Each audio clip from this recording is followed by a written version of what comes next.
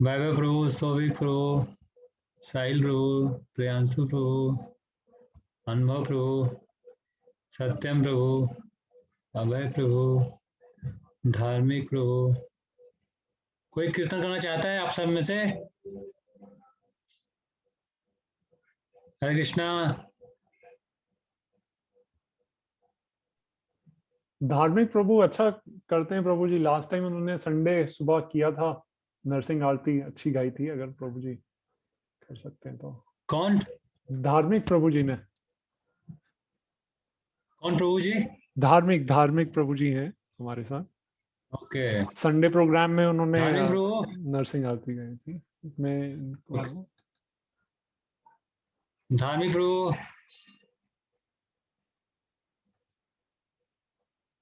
Prabhuji, I am unable because my family is around. At Sunday lecture, I was able because no one is around me. But right now, I am surrounded by some family members, so I can't. Okay okay, don't worry, thank you. और कोई चाहता है? सक्षम प्रभु, सत्यम प्रभु, कोई आप? कोई नहीं। अनुभव प्रभु आप चाहते हैं? अनुभव मंडल प्रभु। अपना हैंड रेज करके आप बता सकते हैं जो भी। कीर्तन लेट करना चाहते हैं अगर तो ठीक है, नहीं तो कोई बात नहीं। यस यस, अनुभव मंडल प्रभु करना चाहते हैं। प्रभु जी, हरे कृष्णा। हरे कृष्णा। हाँ प्रभु जी। यू कैन लीड कीर्तन, स्टार्ट। हरे कृष्णा महामंत्र स्टार्ट कर सकते हैं आप। जय श्री कृष्ण चैतन्य प्रभु नित्यानंद, श्री अद्वैत गदाधर शिवासादि गौर भक्त वृंद। हरे कृष्ण कृष्ण कृष्ण हरे हरे, हरे राम राम राम हरे हरे, हरे कृष्ण हरे कृष्ण कृष्ण कृष्ण हरे हरे, हरे राम राम राम हरे हरे, हरे कृष्ण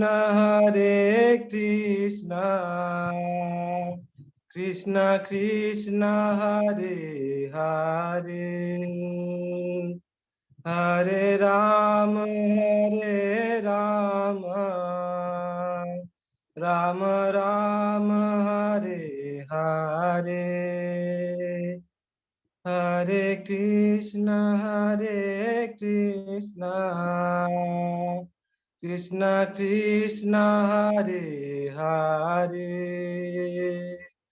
हरे राम राम राम हरे हरे, हरे कृष्ण कृष्ण कृष्ण हरे हरे, हरे राम राम राम हरे हरे, हरे Krishna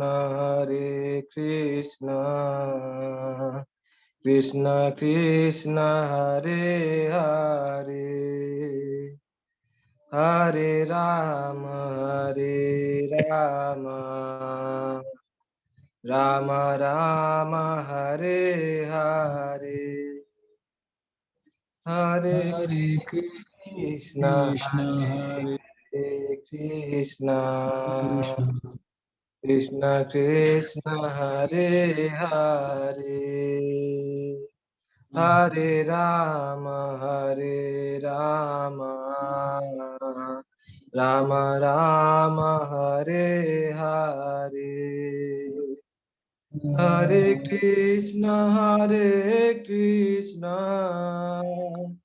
Krishna Krishna, Hare Hare, Hare Rama, Rama Rama, Hare Hare, Hare Krishna, Hare Krishna, Hare Krishna, Hare Krishna Krishna, Hare Hare, Hare Hare Ram, Rama, Rama Rama, Hare Hare, Hare Krishna, Krishna Krishna, Hare Hare, Hare Rama,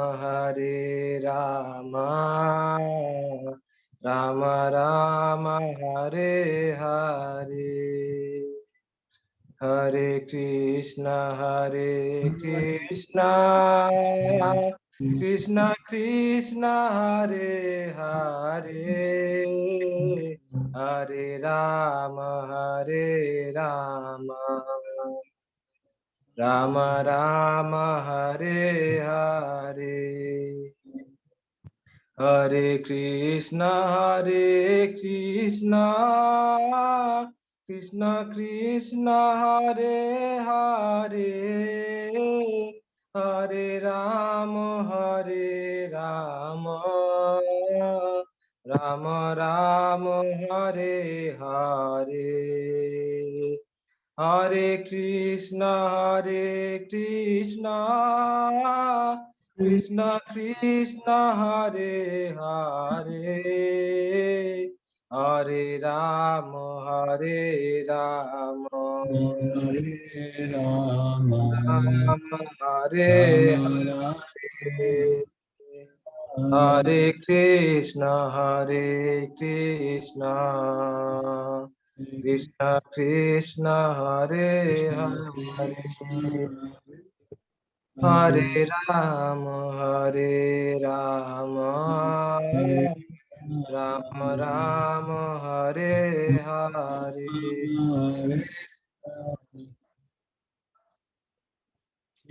thank you so much. Hare Krishna. बहुत बहुत धन्यवाद आपको, बहुत अच्छा आपने गाया। अभी हम लोग गुरु वंदना बोलेंगे, फिर उसके बाद क्लास स्टार्ट करेंगे, ठीक है।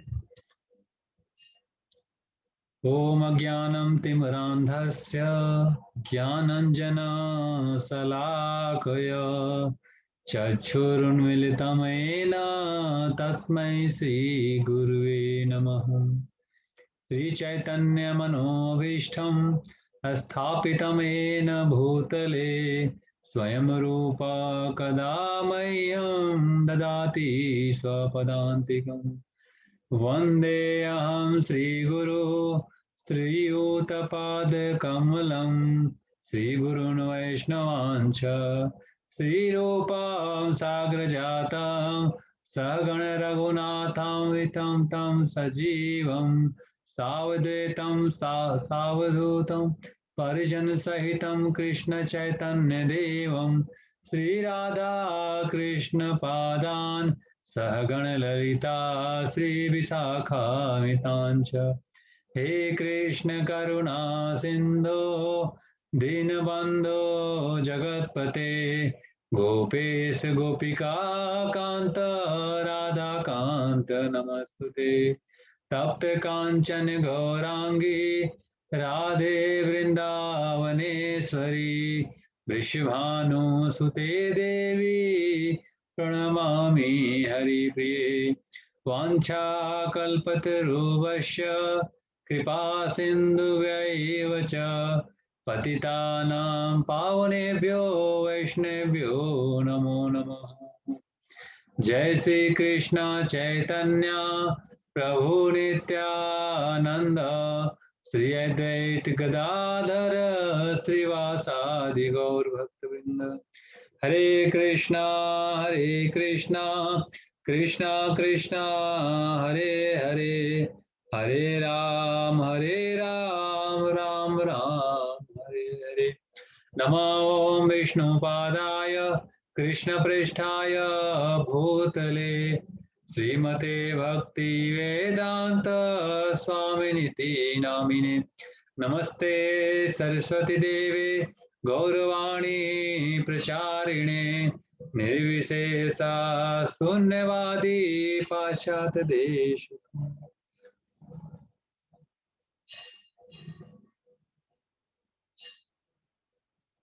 हरे कृष्णा।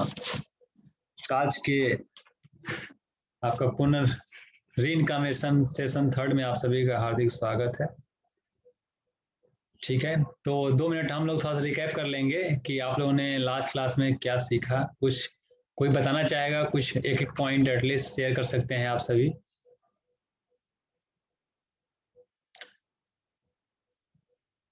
मेरा वॉइस क्लियर है आप सभी को ना? तो कोई शेयर करना चाहता है, एक एक पॉइंट एटलीस्ट शेयर कर सकते हैं आप लोग। जो लास्ट 2 सेशंस हुए हैं आपके रीइंकार्नेशन पे, तो एटलीस्ट 1 पॉइंट शेयर कर सकते हैं। वैभव प्रभु, महावीर प्रभु, कोई एक एक पॉइंट शेयर कीजिए, शुरुआत कीजिए कोई भी। अपना हैंड रेज कर सकते हैं आप, तो मैं आपको अनम्यूट कर दूंगा। हरे कृष्णा। शेयर कीजिए कुछ आप लोग, वॉलंटरी सब बहुत जरूरी है, तभी इंटरेक्शन होगा क्लास में ना। जो कुछ भी सीखा आपने, कुछ भी एक पॉइंट जो भी आपको नहीं तो कैसे पता चलेगा आप लोगों ने क्या सीखा।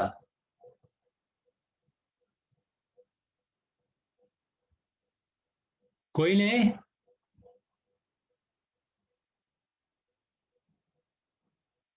कोई नहीं बताएगा कोई पॉइंट? चलिए कोई नहीं। अनुभव मॉडल बताना चाहते हैं प्रभु जी। अनुभव प्रभु जी बताइए बताइए अनुभव प्रभु। हरे कृष्ण। हाँ, पिछले हाँ क्लास बोलिए में बोलिए। हम लोग पढ़े थे, मतलब वेस्टर्न जो फिलोसोफर है उन लोगों को भी री इनकारनेशन के बारे में थोड़ा इंटरेस्ट है। वो लोग भी हमारे प्राचीन शास्त्रों से रेफरेंस लिया करते थे।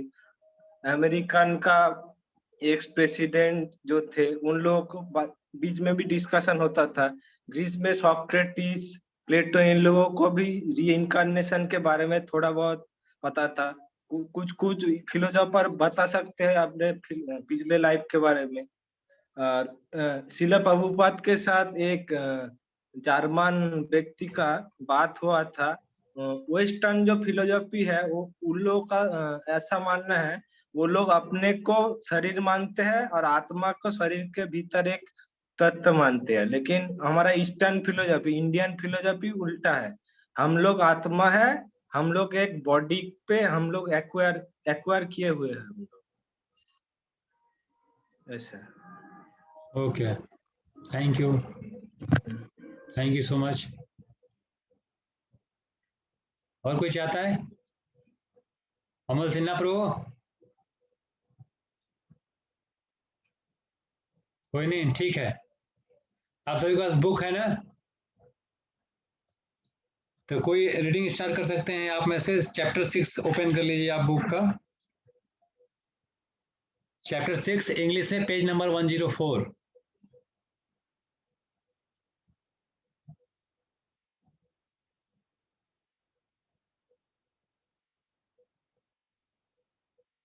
अनुभव प्रभु, बुक है आप लोगों के पास? किसी के पास? सभी के पास है कि नहीं? कौन रीडिंग करना चाहेगा? गौरव प्रभु, गौरव कबदर प्रभु।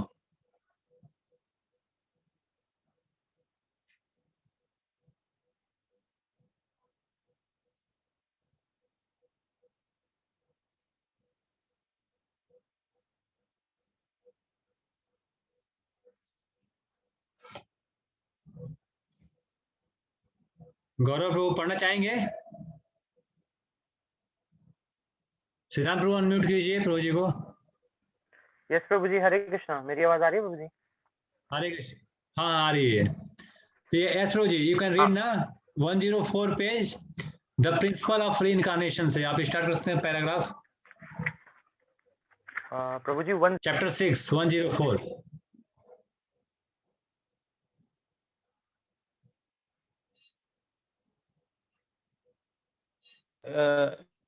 यस प्रभु जी, वैदिक ग्रंथ बारंबार भगवान प्रभु जी यही करना। The principle reincarnation page number 104। प्रभु जी मेरे इंग्लिश पास में तो नहीं, हिंदी में हिंदी में है हिंदी। तो आप पढ़िए। ओके ओके तो 101 तथापि सनातन अस्तित्व के दृष्टिकोण से। ठीक है प्रभु जी। 101 तथापि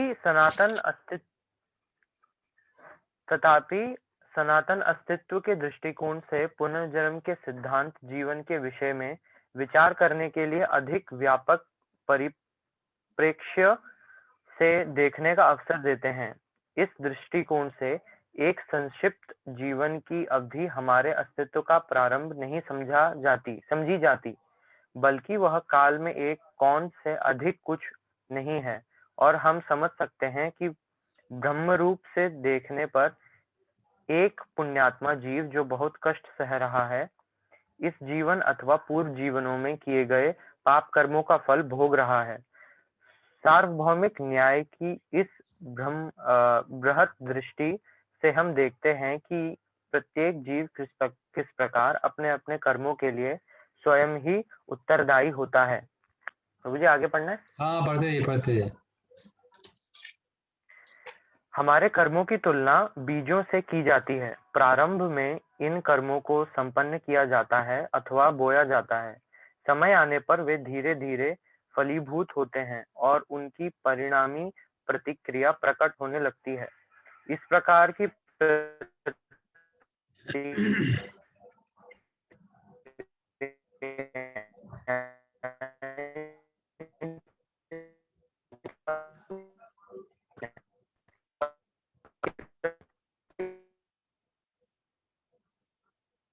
अभी आपकी नेटवर्क सही वॉइस नहीं हो रहा है। गौरव प्रभु your voice is not clear. Bandwidth आपका वीक आ रहा है, नेटवर्क बैंडविड्थ।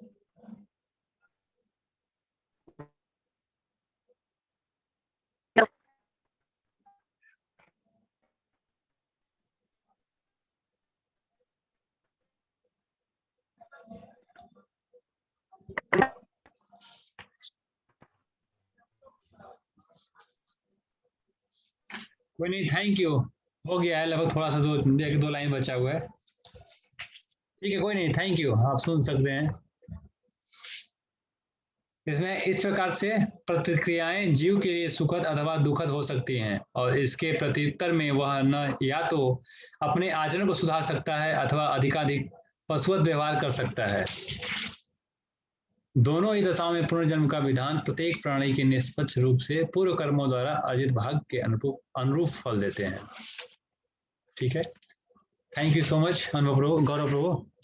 तो अभी तक आप लोगों ने रीइंकार्नेशन में थोड़ा सा सोल के बारे में, ग्रॉस बॉडी और मतलब सूक्ष्म बॉडी के बारे में कुछ डिस्कशन आपने पढ़ा होगा, सीखा होगा कुछ अभी तक, कि हम लोग क्या है कि सबको भी आइडिया लगा क्या है कि हम लोग रीइंकार्नेट मतलब हम लोग सोल हैं, बॉडी नहीं है। तो हमारा जो आपको बताया गया होगा कि जो हमारा कि है ना, अब हमारा क्या है 3 लेवल पे जो हमारा पूरा शरीर है। एक तो हम जो ऊपर हमारा विजिबल है उसको हम बोलते हैं ग्रास बॉडी, जो होता है क्या है मतलब फायर, एयर, ईथर एंड छिज्जल फायर, एयर, ईथर, छिज्जल पावक, गगन समीरा, आका। ठीक है, 5 तत्व हैं जिसको पंचभूत बोलते हैं। ठीक है ना, तो पंचभूत से मिलके हमारा क्या हुआ है, इस पूरा बॉडी का ग्रॉस बॉडी है उसका मतलब पूरा मतलब कंस्ट्रक्शन हुआ एक तरह से कर सकते हैं। और दूसरा जो है इसके अंदर क्या है हमारा सूक्ष्म, जो मन बुद्धि अहंकार, माइंड ठीक है, इंटेलिजेंस एंड फॉल्स ईगो, ये 3, और फिर उसके अंदर क्या है, आत्मा है। जिस तरह से आप लोगों ने देखा होगा ना, आपको बताया गया कि जिस तरह से एक कवरिंग होता है, अगर सपोज मान लो कि अगर 3 सर्कल हैं, राइट ना, कॉन्सेंट्रिक सर्कल जानते हो ना, सेंटर एक ही है तीनों का, और एक ही सेंटर पे अलग अलग रेडियस के 3 सर्कल हैं। तो मान लीजिए जो आउटिंग कवरिंग है वो क्या है, हमारा ग्रॉस बॉडी का है, और फिर जो मिडिल कवरिंग है वो हमारा सूक्ष्म बॉडी का है, ठीक है, और जो इनर कवरिंग है सबसे, वो क्या है, हमारा सोल का है।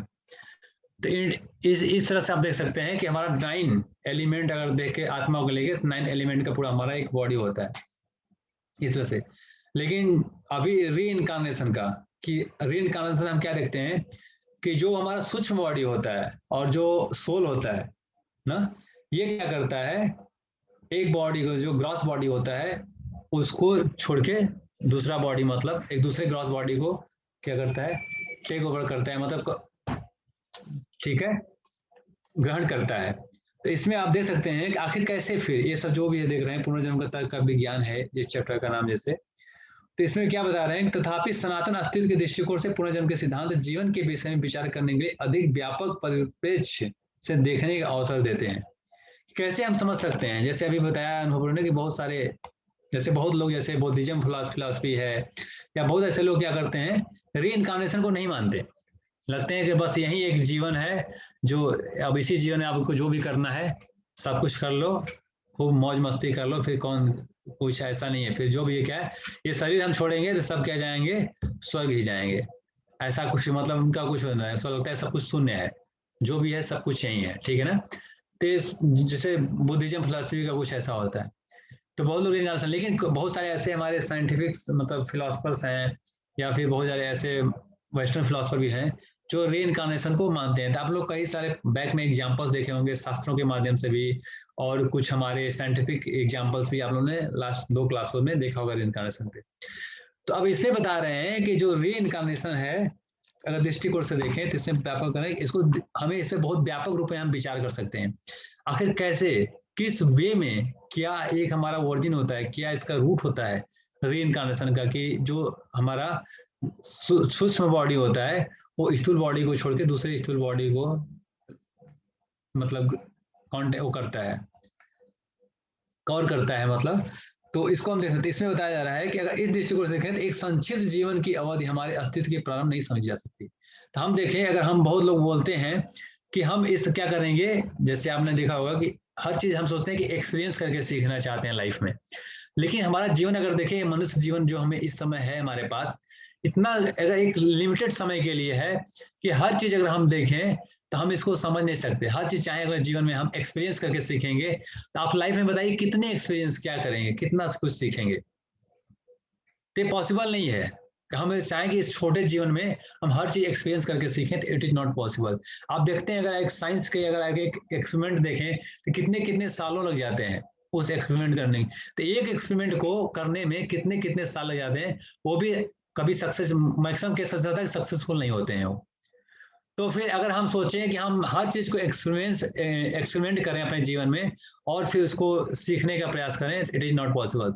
इसीलिए इसी तरह से बताया जाता है कि फिर 3 तरह के इसी तरह कि 3 तरह के लोग होते हैं जी, मतलब लाइफ जैसे, एक क्या होते हैं कि जो दूसरों के जीवन से, मतलब जो देख के सीखते हैं या सुन के सीखते हैं, ठीक है। एक दूसरा जो होते हैं वो खुद एक्सपेरिमेंट करते हैं और फिर उसके बाद सीखते हैं। एक तीसरे लोग होते हैं जो एक्सपेरिमेंट करने के बाद भी नहीं सीखते हैं। तो अगर हमें अगर इस मनुष्य जीवन में देखें तो फर्स्ट क्लास का हमें मनुष्य बनना चाहिए, जो सुने और देखें उससे सीख लें। जैसे सपोज एक एग्जाम्पल मान लीजिए, अब आप कहेंगे कि चोरी करना, अब हम सब जानते हैं कि चोरी करना गलत है, लेकिन हम कहेंगे नहीं, हम कैसे मान लें, जब तक हम चोरी नहीं करेंगे तो नहीं, हम नहीं, इसको नहीं मानेंगे गलत है। अब हम चोरी करेंगे, हमने चोरी किया, एक्सपेरिमेंट किया, फिर हम पुलिस जेल पकड़े गए, वहां पीटे गए, तब हमें लगा कि नहीं ये गलत है क्योंकि हमें पीटा गया।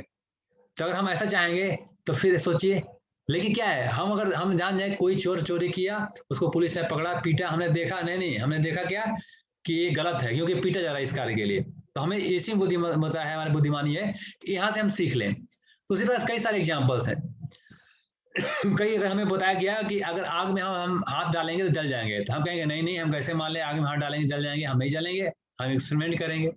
जब हम एक्सपेरिमेंट किए, हाथ हमारा जल गया, तो हमें लगा कि अरे नहीं नहीं, ये आग में हाथ डालने से जल जाएगा। ये छोटे छोटे एग्जाम्पल्स हैं। तो ऐसे ये हमारा मूर्खता है, ये हमारे इंटेलिजेंस के नहीं है ना।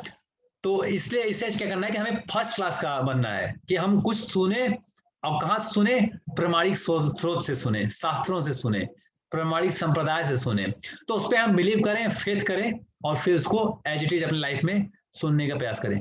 तब हम देखेंगे कि इसी कम लिमिटेड जो हमारा लाइफ है 60 ईयर का, हम इसी में हम लाइफ के बहुत सारे नॉलेज को ग्रहण कर सकते हैं और अपने लाइफ को क्या कर सकते हैं, एक जो हमारा लाइफ का अल्टीमेट गोल है उसको हम अचीव कर सकते हैं।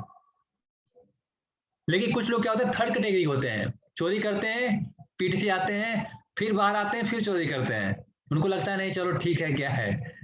तो कुछ ऐसे लोग भी होते हैं कि कुछ सब कुछ सुनेंगे लेकिन करेंगे सब अपने मन का।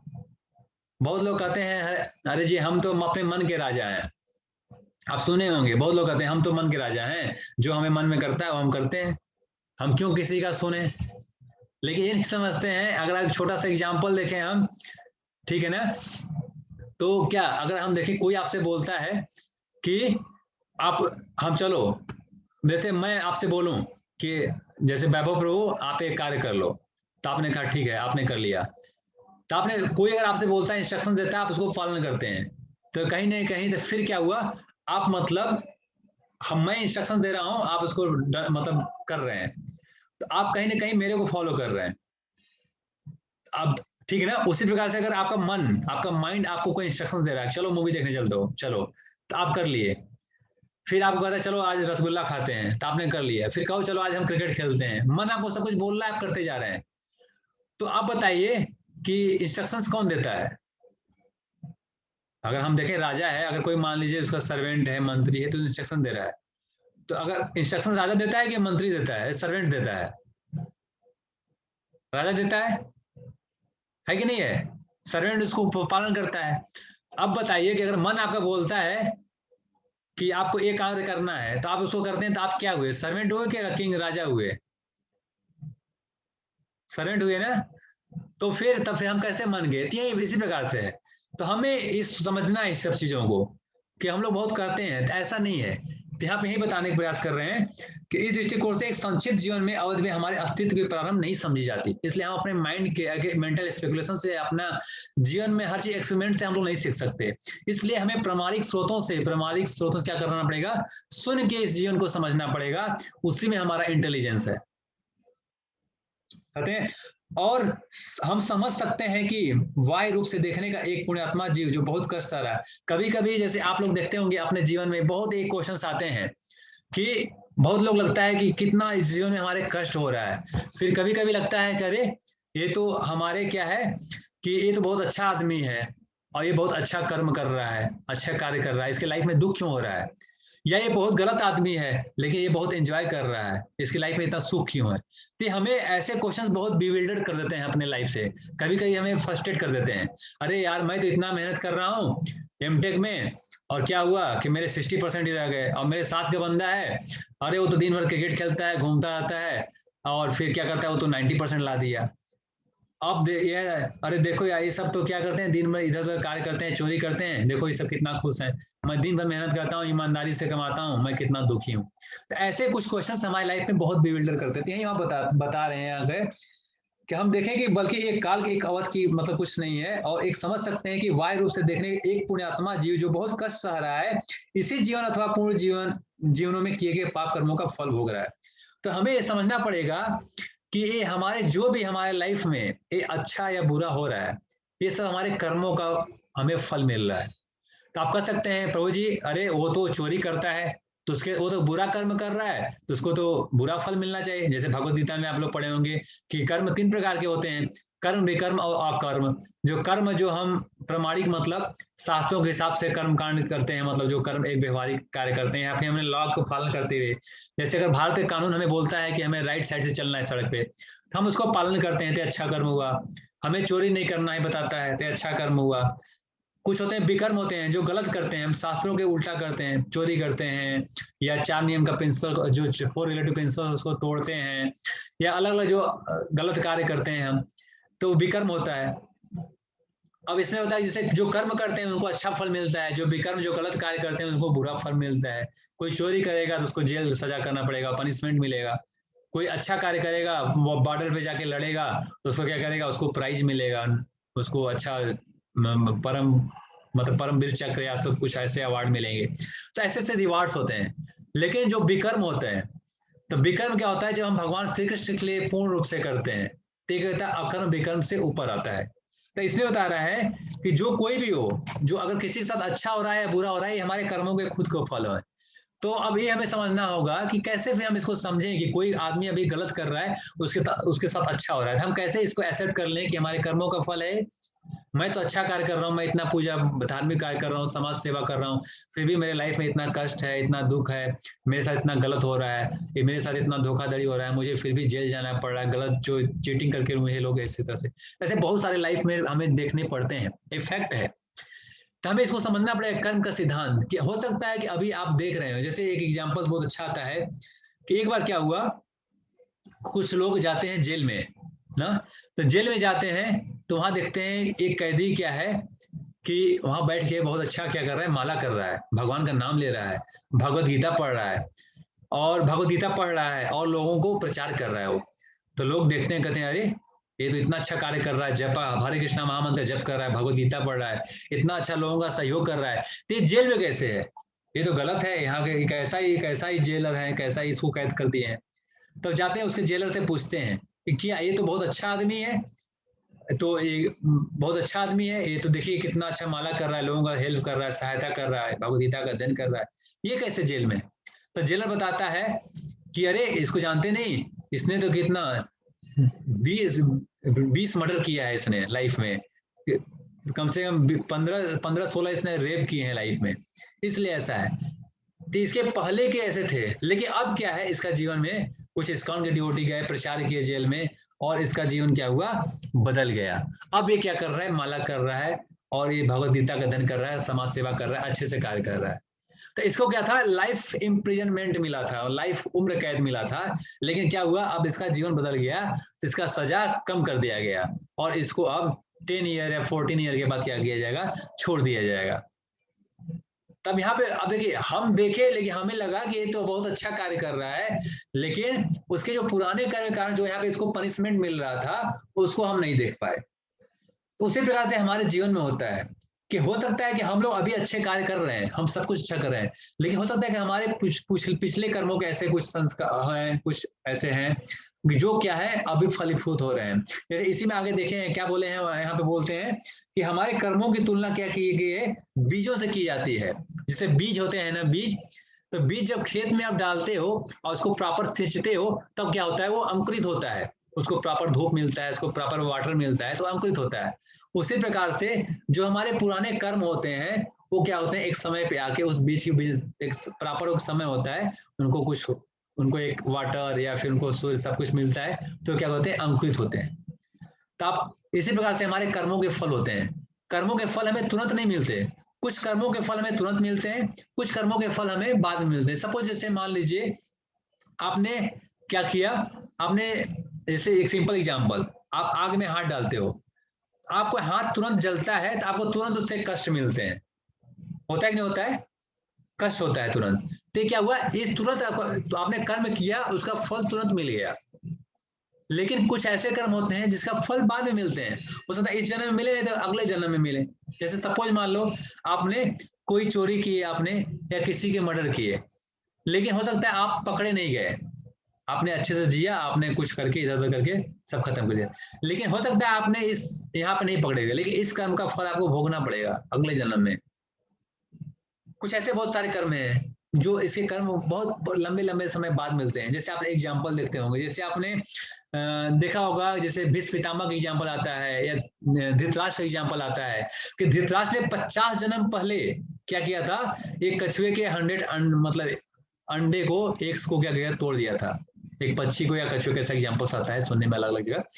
तो क्या उनको उसको पनिशमेंट को मतलब मतलब उनको फल को भोगने के लिए उस कर्म के उनको 50 जन्म लेने पड़े, क्योंकि इस 100 पुत्र का पिता बनना आपको बहुत पैसफुल वर्क करना पड़ेगा। उन्होंने 50 जन्मों में अच्छे अच्छे कार्य किए, फिर आके उन्होंने क्या किया, 100 पुत्र के कौरवों के पिता बने। अब फिर उनको सारे पुत्रों को मतलब वध किया गया पांडवों के द्वारा। तो उनके 50 जन्म के बाद उस कर्मों का फल उन्हें भोगना पड़ा। तो ऐसे बहुत सारे एग्जाम्पल्स आते हैं, ते होते हैं। इसलिए हमारे जो कर्म है क्या है, बीज के समान है। तो एक बहुत अच्छा सा हमारे लाइफ में एग्जाम्पल्स, बहुत सिंपल एग्जाम्पल है। आप सब लोग अगर देखते होंगे आपके घरों में, अगर देखें आप कि आपके पास स्टोरेज होगा, किसका स्टोरेज, जैसे कुछ ग्रेन्स के स्टोरेज करते होंगे आप। सपोज मान लीजिए आप ना, आप एक होता है ना जैसे कंटेनर टाइप होता है, ऊपर से आप अनाज को डालते हैं, ग्रेन्स को डालते हैं और नीचे से निकालते हैं, होता है ऐसा, सब लोग देखे होंगे, होगा ना, आप लोग घरों में देखते होंगे। तो अगर सपोज मान लिया आप 2 साल से डाल रहे हैं, आप इसमें अनाज डालते जा रहे हैं, अब 2 साल बाद आपका ये कंटेनर भर गया और अनाज निकाल रहे हैं, आपके कौन से अनाज निकलेंगे पहले, जो अभी डाले हैं आप, या जो बहुत पहले डाले थे 2 साल पहले, वो निकलेंगे? 2 साल पहले वाले निकलेंगे, जो आपने 2 साल पहले डाले थे अनाज, वो अनाज निकलेंगे। तब कहेंगे अरे प्रभु जी अभी तो नया चावल में डाला था, अच्छा वाला, ये तो ना पता कितना पुराना चावल निकल रहा है। लेकिन हमें देखना है कि आपने 2 साल पहले क्या डाला था, वो अभी निकल रहा है।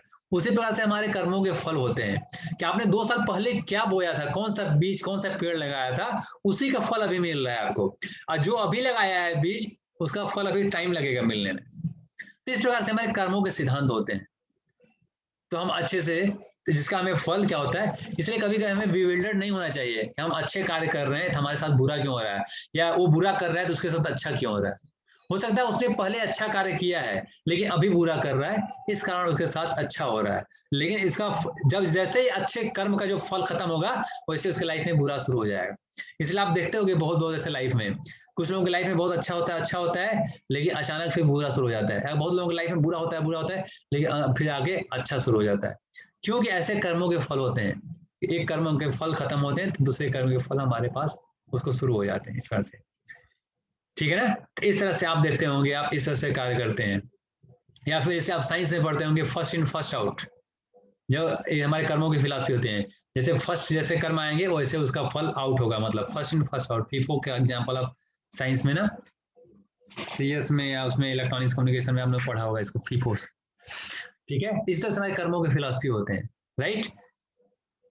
इस तरह से हमें इसको समझना है, ठीक है ना। तो यही देखा दोनों ही दशाओं में, तब से बता रहा है कि आप चाहे कोई भी कर्म करो, चाहे आप अच्छे कर्म करो चाहे बुरे कर्म करो, दोनों कर्म के फलों को भोगने के लिए आपको क्या करना पड़ेगा, री इनकारनेशन लेना, मतलब पुनर्जन्म लेना ही पड़ेगा आपको। आप इससे नहीं बच सकते। आपको चाहे अच्छे कर्म करोगे तो भी जन्म लेना पड़ेगा, चाहे बुरे कर्म करोगे तो भी जन्म लेना पड़ेगा। और जन्म लोगे तो फिर कष्ट भोगना ही पड़ेगा, क्योंकि अगर जन्म लोगे आप तो फिर माता के घर में जाना पड़ेगा, फिर 9 महीने फिर से वहीं कष्ट, फिर हम वहीं मलमूत्र में एक उल्टे टंगे रहेंगे, वहां पे कीड़े मकोड़े सब काटेंगे।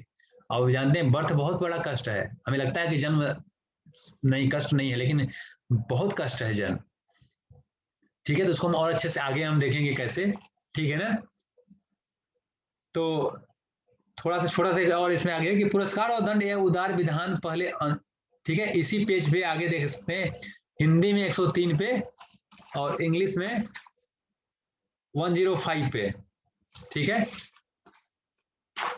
तो इंग्लिश अगर हम देखें, the liberal system of the reward and punishment may be appear shocking at first, but the perfectly equitable and compatible with the conception of God as in all compassionate being. For the living beings to enjoy the sense gratifications of his choice, he needs an appropriate body. For the nature to place the living entity in the body craves is the proper fulfillment of the individual desire. तो आप यहाँ देख रहे हैं, तो हो सकता है कि हमें लगे कि कभी क्या करते हैं हमारे कार्यों के लिए, कभी आपको पनिशमेंट मिल सकता है, कभी आपको, इसे आप बताएं आपको, कभी आपको प्रशंसा भी, पुरस्कार भी मिल सकता है, ठीक है ना।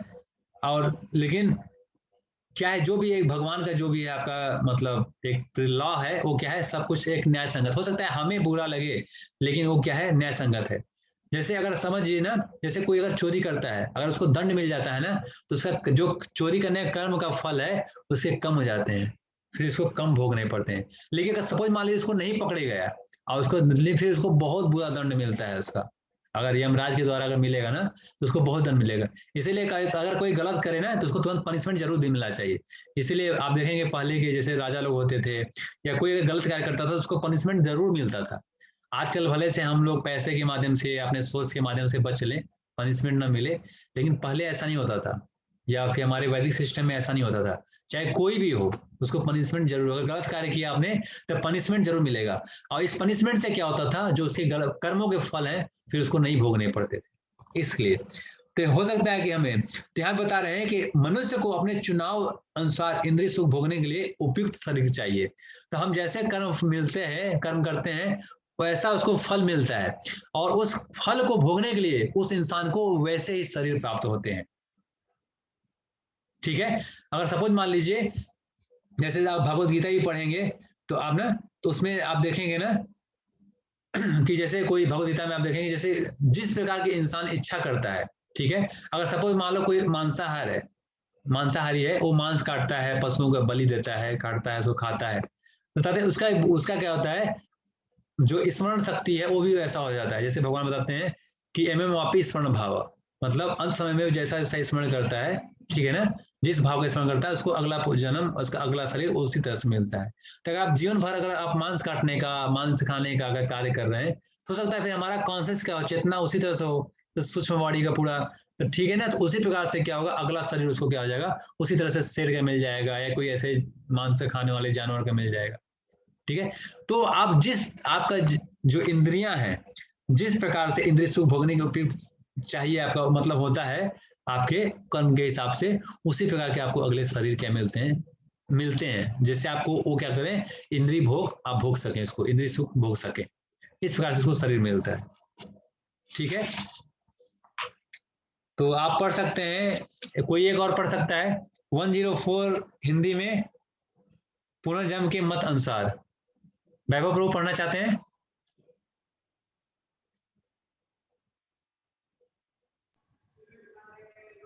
कहाँ से पढ़ना प्रभु जी? आप हिंदी एक इंग्लिश है आपके पास? हिंदी प्रभु जी। हिंदी ना, तो आप 104 पेज देखिए, पुनर्जन्म के मत अनुसार, लास्ट लाइन से। ओके प्रभु जी। पुनर्जन्म के मत के अनुसार भगवान दुष्ट व्यक्ति द्वारा किए गए थोड़े से पुण्य को भी पहचानते हैं और उसको संरक्षित रख देते हैं। कोई 100% पापी हो, ऐसा व्यक्ति विरले ही दिखने में आता है। इसलिए यदि कोई जीव अपने वर्तमान जीवन में थोड़ी सी भी आध्यात्मिक प्रगति करता है तो अगले जीवन में उसे उस बिंदु से आगे बढ़ने का अवसर दिया जाता है।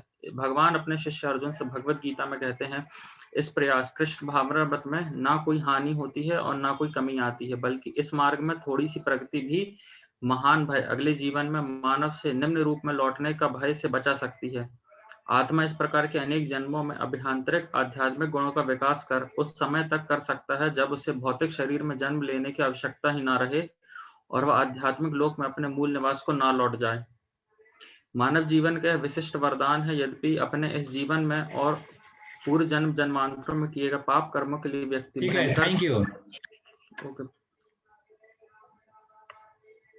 ठीक है, थैंक यू सो मच। ठीक है ना, तो हम यहाँ पर देख रहे हैं क्या भगवान क्या बताने चाह रहे हैं, पुनर्जन्म के मत अनुसार भगवान दुष्ट व्यक्ति द्वारा किए गए थोड़े से पुण्य को भी पहचानते हैं।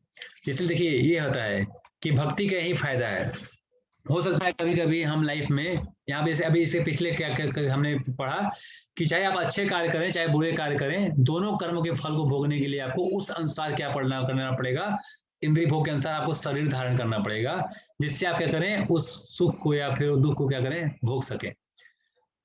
लेकिन यहाँ बता रहे हैं कि चाहे कितना भी कोई दुष्ट है, लेकिन अगर वो थोड़ा सा भी अगर अच्छा कार्य करता है तो भगवान उसे कभी भूलते नहीं है।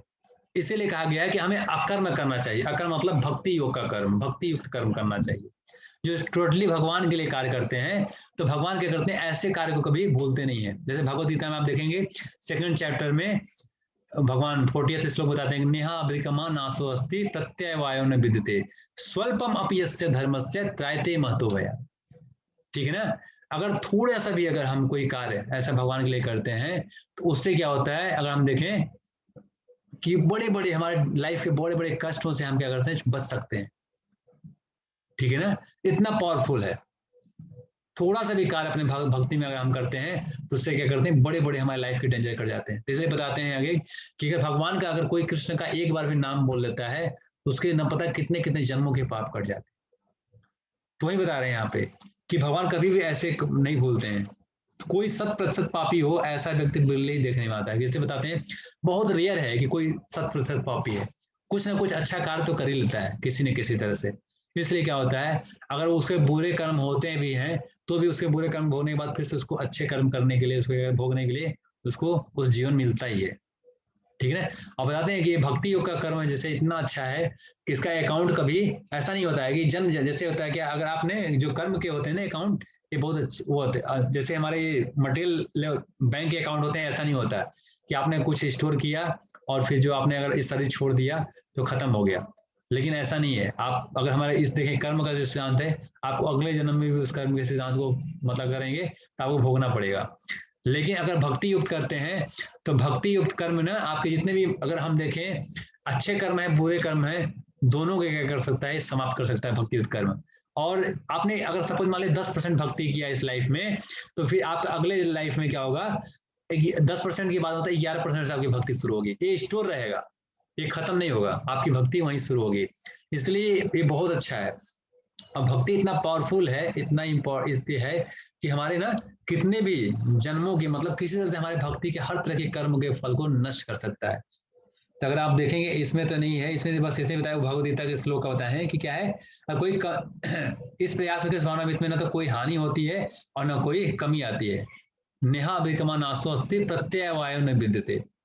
ठीक है, स्वल्पम अपि यस्य धर्म से त्रायते मत हुआ। इसमें बता रहे हैं कि अगले जीवन मानव निम्न रूप से लौटने का भय से बचा सकती है। आत्मा इस प्रकार अनेक जन्मों के अभ्यंतरिक आध्यात्मिक गुणों के विकास उस समय तक कर सकता है जब उसे भौतिक शरीर में जन्म लेने की आवश्यकता ही न रहे। मतलब अंत, जब तक आप जन्म मृत्यु से चक्र से जब तक न निकल पाए तब तक आप क्या कर सकते हैं, इसका प्रयास करके, और पूरा जब 100% आपकी भक्ति हो जाए तो आप फिर उससे बाहर निकल सकते हैं इस तरह से। तो इसलिए, और इससे कब कैसे बाहर निकल सकते हैं, तो आप देखेंगे भगवद गीता में, आप देखेंगे कई सारे प्रोसेस होते हैं। जैसे बहुत लोग कर्मकांड करते हैं, फिर ज्ञान करते हैं, ज्ञान योग के माध्यम से, कर्मकांड से ज्ञान, कर्म योग से ज्ञान योग से ध्यान योग से फिर भक्ति योग, मतलब उसमें आते हैं। ठीक है ना, इस तरह से। लेकिन हमारा कृष्ण भक्ति ऐसा है कि हम डायरेक्ट, अगर जो भी अभी हम स्टार्टिंग है, हम कर्म कांड नहीं भी कर रहे हैं, हम बहुत अकर्म कार्य से कर रहे हैं, लेकिन भक्ति को जैसे हम 4 प्रिंसिपल पालन करना शुरू करते हैं, हरि नाम का जप करना शुरू करते हैं, तो हम तुरंत डायरेक्ट ये सब कुछ छोड़ के भक्ति योग पहुंच सकते हैं। सोचिए, अब भक्ति योग में इतना पावर है, बताते हैं, अगर नेक्टर ऑफ डिवोशन एक है हमारा भक्ति समृद्ध सिंधु, जिसमें श्रीपाद रूपा गोस्वामी बताते हैं कि इतना पावरफुल है हमारा भक्ति योग। बताते हैं कि जिस प्रकार से अगर आग का एक चिंगारी कितने कितने, मतलब अगर हजारों तेल के कुएं हो तो सबको जला के खत्म कर सकता है, भस्म कर सकता है। उसी प्रकार से हमारी लाइफ में कितने भी, हम अनेक जन्मों में हमारे कितने पाप हो, कार्य हो, ठीक है ना, इस भक्ति हरे कृष्णा महामंत्र अगर हम लें और इस भक्ति का, शुद्ध भक्ति का हम प्रोसेस को पालन करें, तो हमारे थोड़े समय की भक्ति से हमारे क्या होगा, अनेक जन्मों के पाप हमारे क्या हो जाएंगे, कट जाएंगे। सारे तरह के, हर तरह के पाप को भस्म कर देगा जला के भक्ति हमारा। इतना पावरफुल है भक्ति।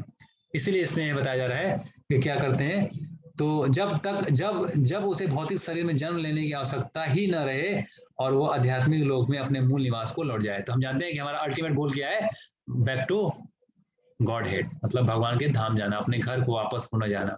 ठीक है, ठीक है, इस प्रकार से हम क्या कर सकते हैं, इस भक्ति योग की महिमा को समझ के और इसको हम पालन कर सकते हैं। ठीक है ना, इस तरह से हम नहीं कर सकते। तो और कोई और पढ़ना चाहता है? चैप्टर 7 कोई पढ़ना चाहता है? अमल सिन्हा प्रभु, हाँ।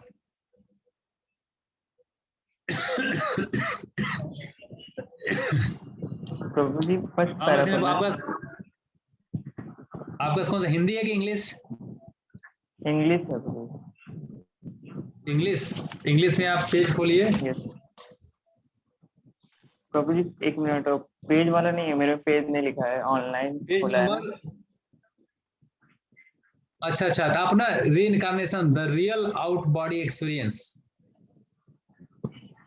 ये वो भी प्रभु जी out of body experiences are one tangential वाला। हाँ हाँ हाँ, ओके आउट ओके ऑफ प्रभु बॉडी जी एक्सपीरियंस, आई गॉट हाँ इट। वहीं से। Out of body experience are really nothing new. Everyone has had them. Our dreams are nothing less than an out of body experience.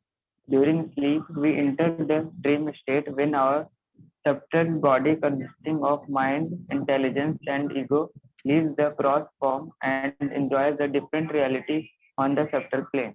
The subtle body is the vehicle which carries the soul out of the body and into another new body at the time of death.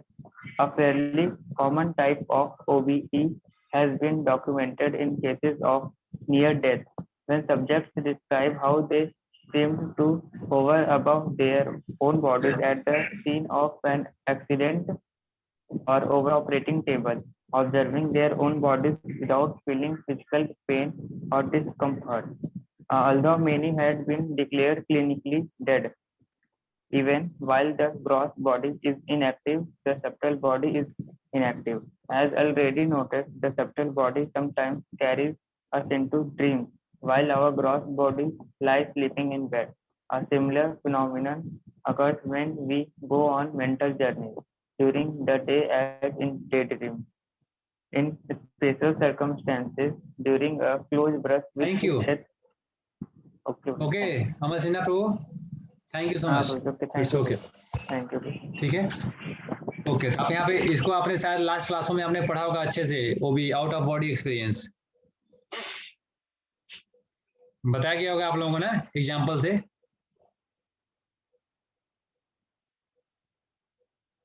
नहीं बताया गया था?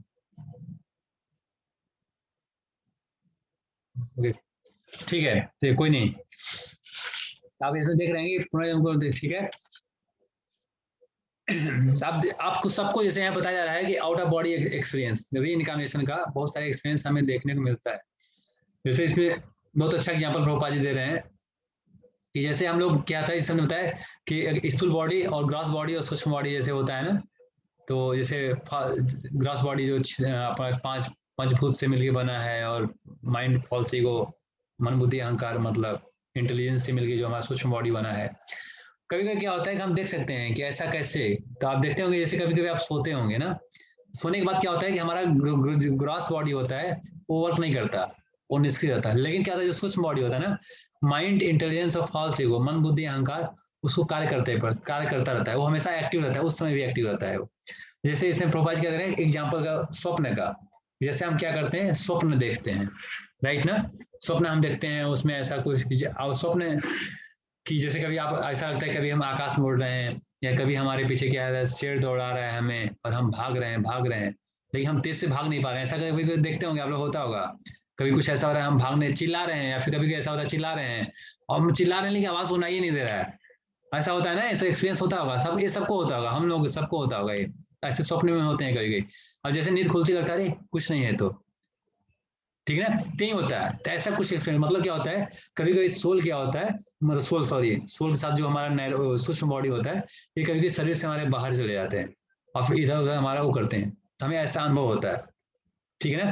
तो ऐसे scientific आपने देखा होगा, अगर अभी नहीं आपने जब हमने डिवाइस किया होगा तो उसमें साइंस ऑफ सोल में शायद एग्जाम्पल लिया गया होगा उसमें, तो आपको बताया गया होगा।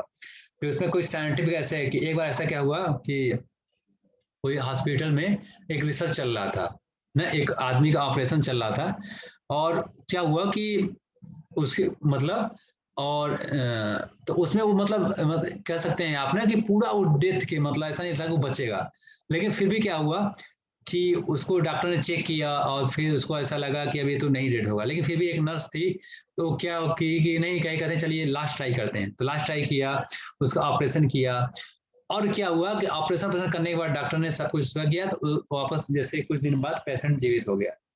जब पेशेंट जीवित हुआ तो उसने डॉक्टर जैसे आया उसको चेक करने के लिए, डॉक्टर को बहुत थैंक यू बोला, तो जब पेशेंट जब थैंक यू बोला तो डॉक्टर को लगा कि अरे जैसे सब बोलते हैं, उसने थैंक यू बोला, फिर कहा कि डॉक्टर को बोला थैंक यू सो मच, आपको मतलब थैंक यू बहुत कि आपने, और फिर उस नर्स को भी थैंक यू जिसने हमें, आप लोग मतलब अंत समय में आपको हमें बताया, आपको बोला कि चलिए लास्ट टाइम हम प्रयास करते हैं ऑपरेशन का, फिर आप लोगों ने ऐसे ऐसे ऑपरेशन किया, और फिर आपने इस तरह से वो नर्स को ऐसे ऐसे आपको हेल्प किया, मतलब सारा वो आदमी लगा बताने।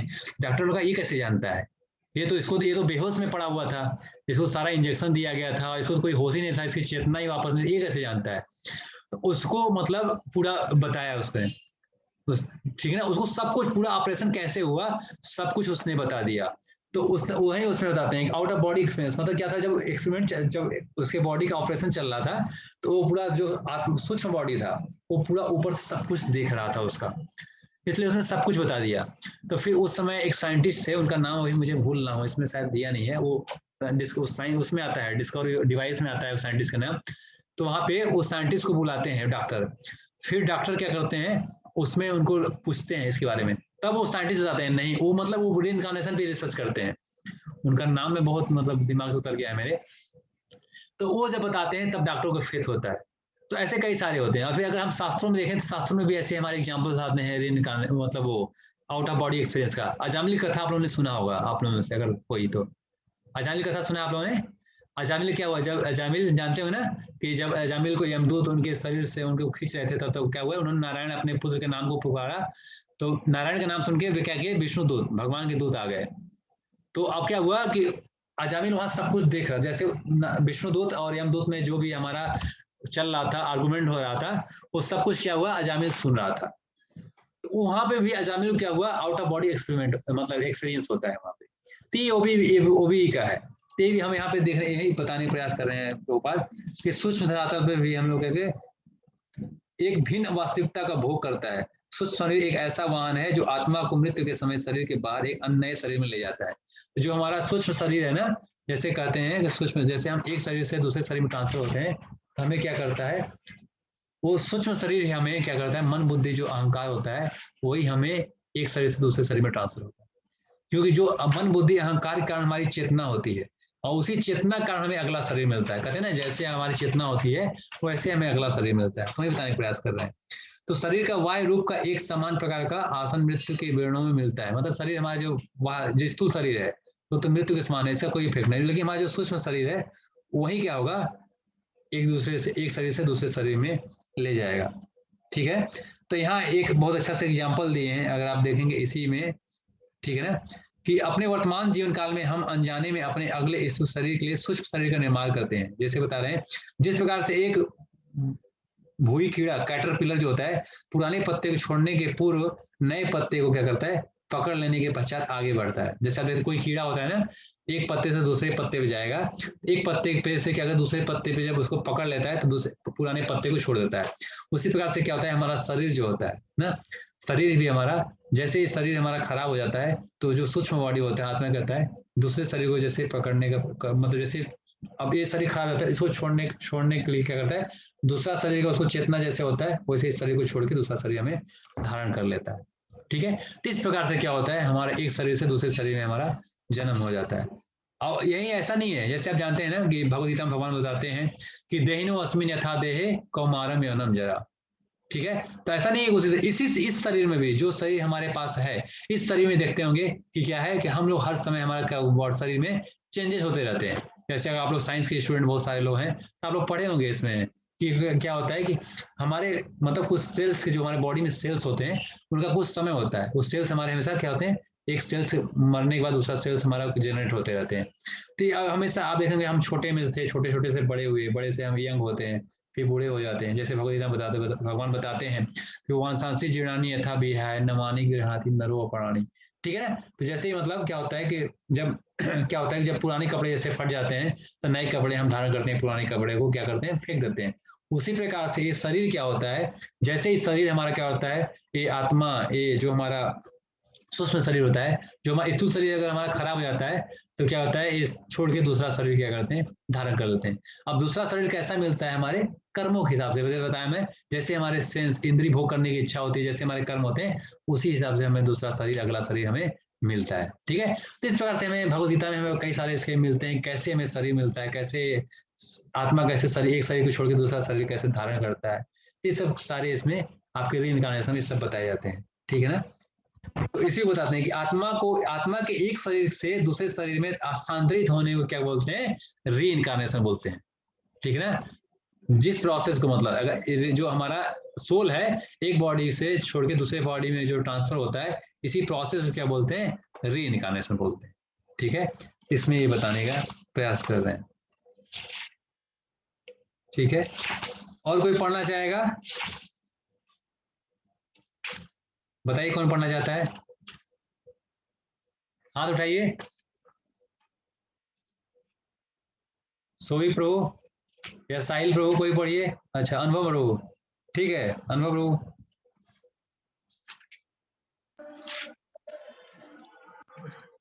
इंग्लिश में, इंग्लिश है कि हिंदी है? इंग्लिश हरे कृष्णा। प्रभु जी, इंग्लिश प्रभु जी। 119 पे आप जाइए। वैदिक लिटरेचर इन्फॉर्म अस।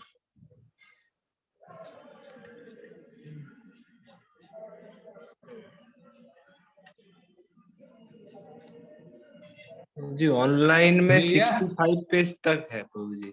अच्छा प्रभु, वैदिक लिटरेचर इन्फॉर्म अस। हाँ वहीं से नहीं प्रभु जी, ये अलग है शायद, एक्सप्लेन है लिखा है।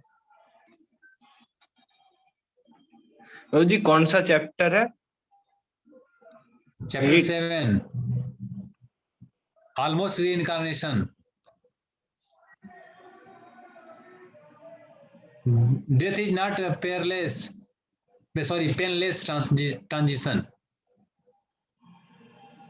नहीं मिला? कोई और पढ़ सकता है? अनिरुद्ध प्रभु।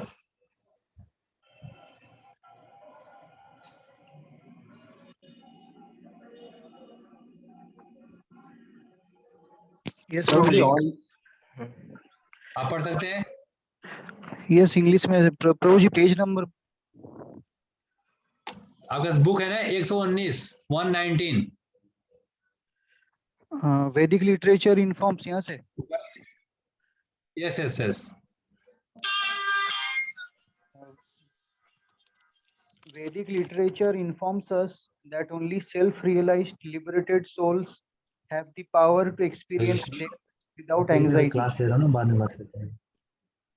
This is possible because such highly elevated personalities are completely detached from their temporary bodies, fixed in the knowledge that their spirit souls with an eternal non-material existence independent of all material bodies. Such great souls remain in a state of continuous spiritual bliss and are not bewildered by bodily pains and changes at the time of death. But taking birth in the material world is no picnic either. For months, the human fetus lies cramped within the darkness of the womb, suffering severely, scorched by the mother's gastric fire, continually jolted by certain movements, and feeling constant pressure from being contained in the small amnion or sac which surrounds the body in the womb. This tight constricting pocket forces the child's back to arc constantly like a bow. Further, the unborn child is tormented by hunger and thirst and is bitten again and again all over the body by hungry worms in the abdominal cavity. Birth is so excruciating. The Vedas say that the process eradicates any past life memories one may have retained. Vedic literature explains that a human birth. Thank you so much. ठीक है, okay thank you, हो गया, यहीं पर है बस। ठीक है, तो यहाँ पे हम देखते हैं, यहाँ पे हमें क्या पता, ठीक है ना, कि वैदिक हमें जो वेद शास्त्र है हमारे, ये हमें बताते हैं कि जन्म है, जन्म कभी कभी हमें लगता है क्या क्या है हमारे लिए अच्छा है, लेकिन यहाँ बताते हैं कि जन्म भी हमारे लिए क्या है, जैसे हम बोलते हैं जन्म मृत्यु जरा व्याधि दुख दोषा अनुदर्शन ना, तो जन्म मृत्यु जरा व्याधि, ये हमारे 40 से हम लोग रियल सफरिंग, 4 रियल सफरिंग आपको बताया गया था। मतलब अगर आप देखेंगे उस क्लास में पढ़े होंगे तो डिवाइस में बताया गया था, जो रियल सफरिंग, 4 रियल सफरिंग और 3 ताप के बारे में आपको बताया गया था, आदि भौतिक, आध्यात्मिक, आध्यात्मिक, ठीक है, क्लेश के बारे में। तो यहाँ हमें कभी कभी हम लोग पूछते हैं कि जन्म कैसे कष्ट है। जन्म तो हम इतना खुश, मतलब अच्छे से मनाते हैं, हर साल हम लोग बर्थडे मनाते हैं, इतना खुश मतलब कुछ मनाते हैं, ये कैसे दुखदाई है? जन्म जब होता है तो लोग घरों में खुशहाली मनाते हैं, मिठाई बांटते हैं, सब कुछ बांटते हैं, ऐसा होता है ना, ये कैसे दुखता है? यहाँ वैदिक शास्त्र बता रहे हैं हमारे, क्या वैदिक शास्त्रों में पता चलता है केवल आत्मसिद्धि मुक्त आत्माएं ही बिना परेशानी के मृत्यु का अनुभव करने की शक्ति रखते हैं। यह इसलिए संभव है क्योंकि ऐसे अत्यंत उन्नत व्यक्ति अपने अस्थायी शरीरों के प्रति पूरी तरह अनासक्त रहते हैं। उससे ज्ञान से दृढ़ होकर वे आत्मा और जिसका, ठीक है, जिसका भौतिक शरीर स्वतंत्र शाश्वत अभौतिक अस्तित्व है, ऐसे महान महात्मा निरंतर आध्यात्मिक आनंद की स्थिति में रहते हैं और मृत्युकालीन शरीर को नाव को परिवर्तन से विचलित नहीं होते। परंतु भौतिक जगत में जन्म लेना भी पिकनिक जैसा नहीं समझा जाना चाहिए। तो यहाँ बता रहा है कि जो मतलब एक ट्रांसडेंटल लेवल पे होते हैं ना, जो मुक्त आत्मा होते हैं, जो महात्मा लोग होते हैं, वही इस मृत शरीर को, मतलब ये जन्म मृत्यु से, मतलब उसको, मतलब मृत्यु होता है तो भी उससे विचलित नहीं होते, लेकिन फिर जन्म होता है तो भी उससे मतलब कोई उनको नहीं होता। लेकिन जो भौतिक जगत के लोग होते हैं, जैसे अगर मृत्यु होता है तो बहुत शोक मनाते हैं, और जैसे जन्म होता है तो बहुत खुशहाली मनाते हैं, पिकनिक मनाते हैं। तो वही बता रहे हैं यहाँ पे क्या है कि जन्म हमारा भी क्या है, इसको पिकनिक जैसा नहीं समझना चाहिए। आगे क्या डिस्क्राइब कर रहे हैं कि जब आदमी जन्म लेता है तो क्या करता है, जो क्या करता है, उसको माँ के गर्भ में, ओम में क्या होता है, एक छोटे से थैले में, उसको पूरा टाइट पैक थैला होता है, उसमें इसको रहना पड़ता है। इसमें मल मूत्र कीड़े मकोड़े सब काटते हैं, और सांस भी कुछ नहीं, जो भी वो माँ मतलब मदर खाती है उसी से उसको सब कुछ मिलता है, उसी से। तो कितना उसमें पेन होता है, 9 मंथ तक मदर के उम में रह के उसको कितना कष्ट होता है, बहुत कष्ट होता है। जैसे बताते हैं, जैसे भागवत में पढ़ेंगे तो उसमें बताते हैं, पूरा उसमें डिस्क्राइब है कि जब कोई चाइल्ड क्या होता है, अपने माता के गर्भ में होता है, तो बहुत कष्ट पाता है, बहुत कष्ट पाता है। तो भगवान से प्रार्थना करता है कि क्या कीजिए, आप मुझे यहाँ से बाहर निकालिए, मैं आपको मतलब भक्ति करूंगा जीवन भर और कभी नहीं भूलूंगा, इस तरह से। तो उसे बता रहे हैं कि कितना उसको कष्ट होता है। उसमें देखिए किस तरह से कर रहा है कि महीनों तक उसे मानव भ्रूण गर्भ के अंधकार में सिकुड़ा पड़ा रहता है, बहुत सिकुड़, देख जानते हैं कैसे उल्टा सर नीचे, और फिर कैसे सिकुड़ के वो, अब उसमें देखे होंगे आप, साइंस के स्टूडेंट भी आपको साइंस में देखे होंगे कैसे, वैसे हमारे शास्त्र भी बताते हैं उसी तरह से एकदम, ठीक है ना, कैसे होता है। थोड़ा सा भी कठोर क्लेश आता है, माँ के पेट की औदारी आग से झुलसता है, अचानक हलचलें निरंतर उछाल खाता है। कुछ भी मान लीजिए, कहीं से माता को अगर कहीं चोट लगती है पेट में, तो उसको बच्चे को भी वहीं जो भोगना पड़ता है, या माता भी जो भी एक्टिविटी करती है उसका, उसको भी कष्ट होता है। इस तरह से कितना अचानक सब कुछ होता है, मतलब उसके शरीर को गर्भ से घेरे रहता है, लगातार दबाव से सहता रहता है। यह कठोर संकुचित थैली बालक के पीठ को सदा कमान की तरह मुड़ा रहने का विवश करती रहती है। मतलब सोचिए कितना, आप देखे होंगे इसके शरीर को ऐसा, आप देखेंगे, साइंस के स्टूडेंट हैं आप लोग, देखे होंगे कैसे बच्चा एक माता के घर में रहता है, कितना कष्ट होता है, इसको बताने चाह रहे हैं। तो इसके अलावा अजन्मा बालक भूख प्यास से सताया जाता है, और उदर में निवास करने वाले भूखे कृत्रिम बारंबार उसके सारे शरीर को काटते रहते हैं। जितने भी भूखे कृत्रिम कीड़े मकोड़े जानते हैं हमारे जीव में कितने सारे होते हैं सब, तो क्या करते हैं, वो काटते रहते हैं, उस बच्चे को कष्ट मिलता रहता है उसको, इस तरह से। और वेद बताते हैं कि जन्म इतना क्लेशप्रद होता है कि यह प्रक्रिया पुनर्जन्म की किसी भी स्मृति को, यदि कोई शेष बची हो तो मिटा देती है। लोग कहते हैं ना कि हमें मतलब कि हमें क्यों आखिर हमें पुराने जीवन की याद नहीं होते। हाँ मैं दे दूंगा, ठीक है। तो पूरा क्यों हमें याद नहीं होता, तो वही बताते हैं कि जन्म के समय भी हमारे इतने कष्ट होते हैं, इतने कष्ट होते हैं कि जो हमारे पुराने मेमोरी होते हैं क्या होते हैं, भूल जाते हैं। इसलिए क्योंकि इतना कष्ट होता है, या मृत्यु के समय, जैसे हम लोग जानते हैं कि मृत्यु के समय भी हमें कितना कष्ट मिलता है, इतना कष्ट मिलता है कि वो सब कुछ भूल जाता है आदमी, उसको याद ही नहीं रहता कुछ भी। तो वही बताते हैं कि पुनर्जन्म की किसी भी स्मृति को क्या कर सकता है, यदि कोई शेष बचा हो तो मिटा देता है।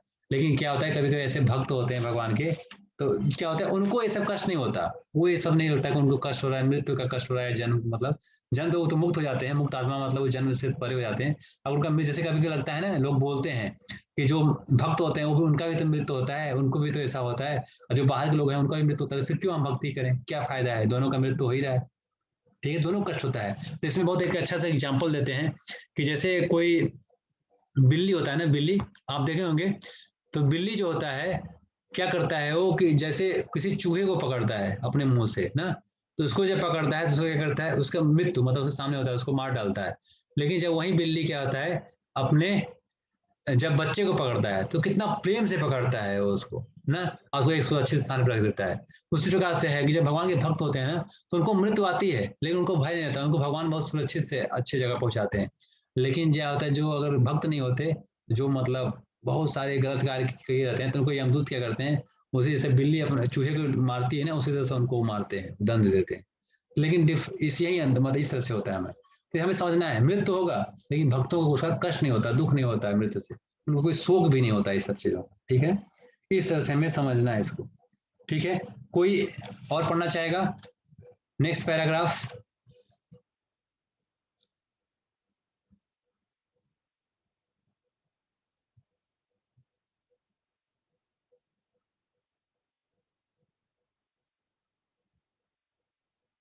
कौन पढ़ना चाहेगा? सोई सेन प्रभु या साहिल प्रभु, कोई पढ़िए, 2 पैराग्राफ और है हमारे पास, जल्दी से पढ़िए आप लोग।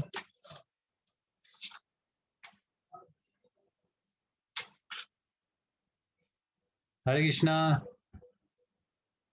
अनिरुद्ध प्रभु, ठीक है पढ़िए।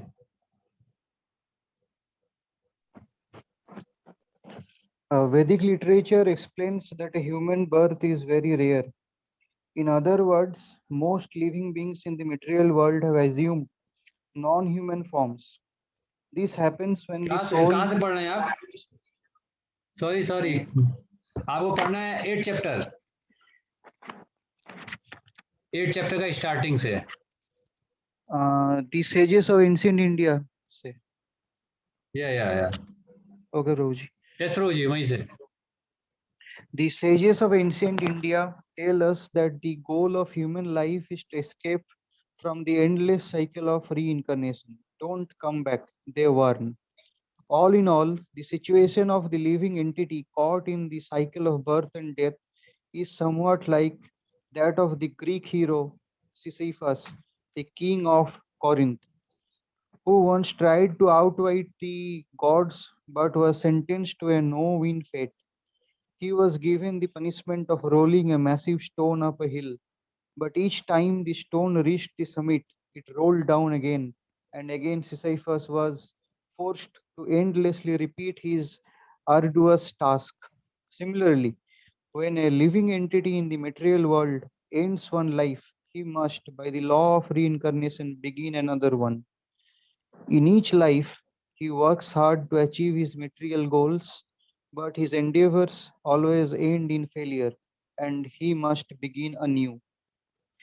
Fortunately, we are not Sisyphus. Thank you Anil Prabhu, it's okay. देखिए इतना कितना होता है ना, तो आपको हमें समझना है। अब हमें यहाँ पे बहुत इंपॉर्टेंट डे चल रहा है, कंक्लूजन पे आपको आएगा इसके बाद, ठीक है ना। तो आपको समझना है कि प्राचीन भारत के ऋषि हमें बताते हैं कि मानव जीवन का लक्ष्य है पुनर्जन्म अंतहीन चक्र से मुक्त होना है।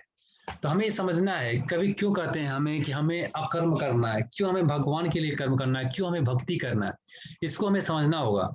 यहाँ बताते हैं ना, जो पहले के सेंट थे, ऋषि मुनि थे ना, वो भी ऐसा करते थे कि मनुष्य जीवन में इस जन्म मृत्यु के चक्र से निकलने का प्रयास करते थे।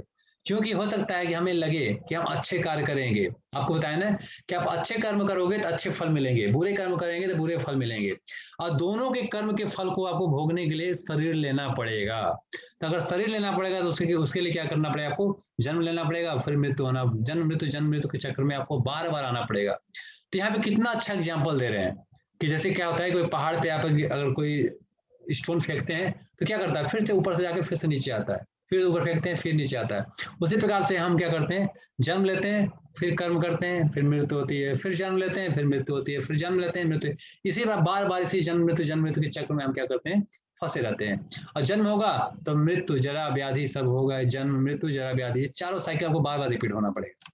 इसीलिए क्या करते हैं, तो कुल मिलाकर क्या है, जन्म मृत्यु के चक्र से में फंसे हुए जीवात्मा की स्थिति कोरिथ के राजा यूनानी वीर सिसिफस जैसी है, जिसके एक बार देवताओं को ठगना चाहा, परंतु उसे ऐसे दुर्भाग्य को दंड मिला जिससे वह किसी प्रकार विजय प्राप्त न करे। ठीक है ना। तो उसे एक ऐसा पत्थर का पहाड़ ऊपर की ओर लुढ़का कर, जैसे एग्जाम्पल दिया मतलब उन्होंने इस तरह से। तो हमें देखना पड़ेगा कि प्रत्येक जीवन में हमें ऐसे भौतिक लक्ष्यों की प्राप्ति के लिए कठोर श्रम करता है, परंतु उसे प्रयास से सदैव विफल होता है, जिसे उसे प्रयास का प्रारंभ करना पड़ता है। ठीक है ना। तो हमें ऐसे कभी होता है कि हमारी लाइफ में ऐसे बहुत सारे भौतिक लाइफ में हम क्या करते हैं, ऐसे स्ट्रगल करते हैं। सपोज हम बिजनेस करते हैं, एक बिजनेस की खूब मेहनत की, उसमें सक्सेस मिला, फिर हम दूसरा बिजनेस कुछ ऐसा सोचते हैं, फिर तीसरा बोलते से देखते हैं हम सब बहुत ऐसे लाइफ में हमारे ऐसे इंसिडेंट होता है। हम बहुत कुछ कार्य करने का प्रयास करते हैं, लेकिन क्या होता है, हम विफल हो जाते हैं, अनसक्सेस मिलता है हमें लाइफ में, फिर से हम दूसरा कार्य करते हैं। यहाँ बता रहे हैं, इसीलिए हमें क्या करना चाहिए, जो हमें ऐसे शास्त्र, ऐसे मतलब महात्माओं के रास्तों का मतलब अनुगमन करना चाहिए ना, जो ऐसे रास्ते करना चाहिए जिससे हम क्या करें, जन्म मृत्यु से ऊपर उठ सकें, जन्म मृत्यु के साइकिल से हम बाहर निकल सकें। हमारे मनुष्य जीवन का गोल भी यही होना चाहिए। हम अपने कार्य को करते हुए, जो भी हम कार्य कर रहे हैं, अपने स्टडी कर रहे हैं, अपना पढ़ाई कर रहे हैं, अपना जॉब कर रहे हैं, अल्टीमेट गोल हमारा जीवन का यही होना चाहिए कि हम हर समय कैसे भगवान को याद करते हुए अपने जीवन का, कहते हैं ना, जीवन का हमारा लक्ष्य क्या है, always remember Krishna, never forget Krishna. ये जीवन का लक्ष्य है हमारे, कि हर समय हम भगवान को याद करें, कभी भूले ना। और जब हर समय याद करेंगे तभी क्या है, अल्टीमेट हम भगवान की शुद्ध भक्ति प्राप्त करेंगे और इस जन्म मृत्यु के साइकिल से निकल पाएंगे। और जब जन्म मृत्यु के साइकिल से निकल पाएंगे तभी हम इन कष्टों से हमें छुटकारा मिलेगा। नहीं तो फिर क्या होगा, हम इसी जन्म मृत्यु के साइकिल में हम बार बार आते रहेंगे, पुनरअपि जन्म पुनरअपि मरणम, मतलब हम बार बार हमें यहीं पे आना पड़ेगा बार बार। इस साइकिल से हमें बाहर निकलने के लिए क्या करना पड़ेगा, इस कर्म, जो कर्म और विकर्म है, इन दोनों से ऊपर उठ के हमें अकर्म करना पड़ेगा, भगवान की भक्ति करनी पड़ेगी, तभी ऐसा पॉसिबल है। नहीं तो फिर क्या होगा, हम इस जन्म मृत्यु के साइकिल से बाहर नहीं निकल सकते। ठीक है, तो हमारे पास सभी लास्ट पैराग्राफ है, कोई पढ़ना चाहेगा छोटा सा?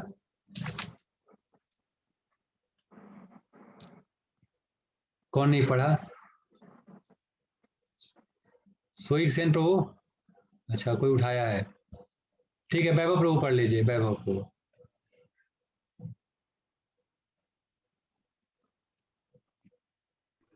हरे कृष्ण प्रभु, कहाँ से पढ़ना प्रभु? हरे कृष्ण, आपका हिंदी है ना? जी जी प्रभु जी, हिंदी। 121 पेज पे जाइए, कर्मों की प्रतिक्रिया।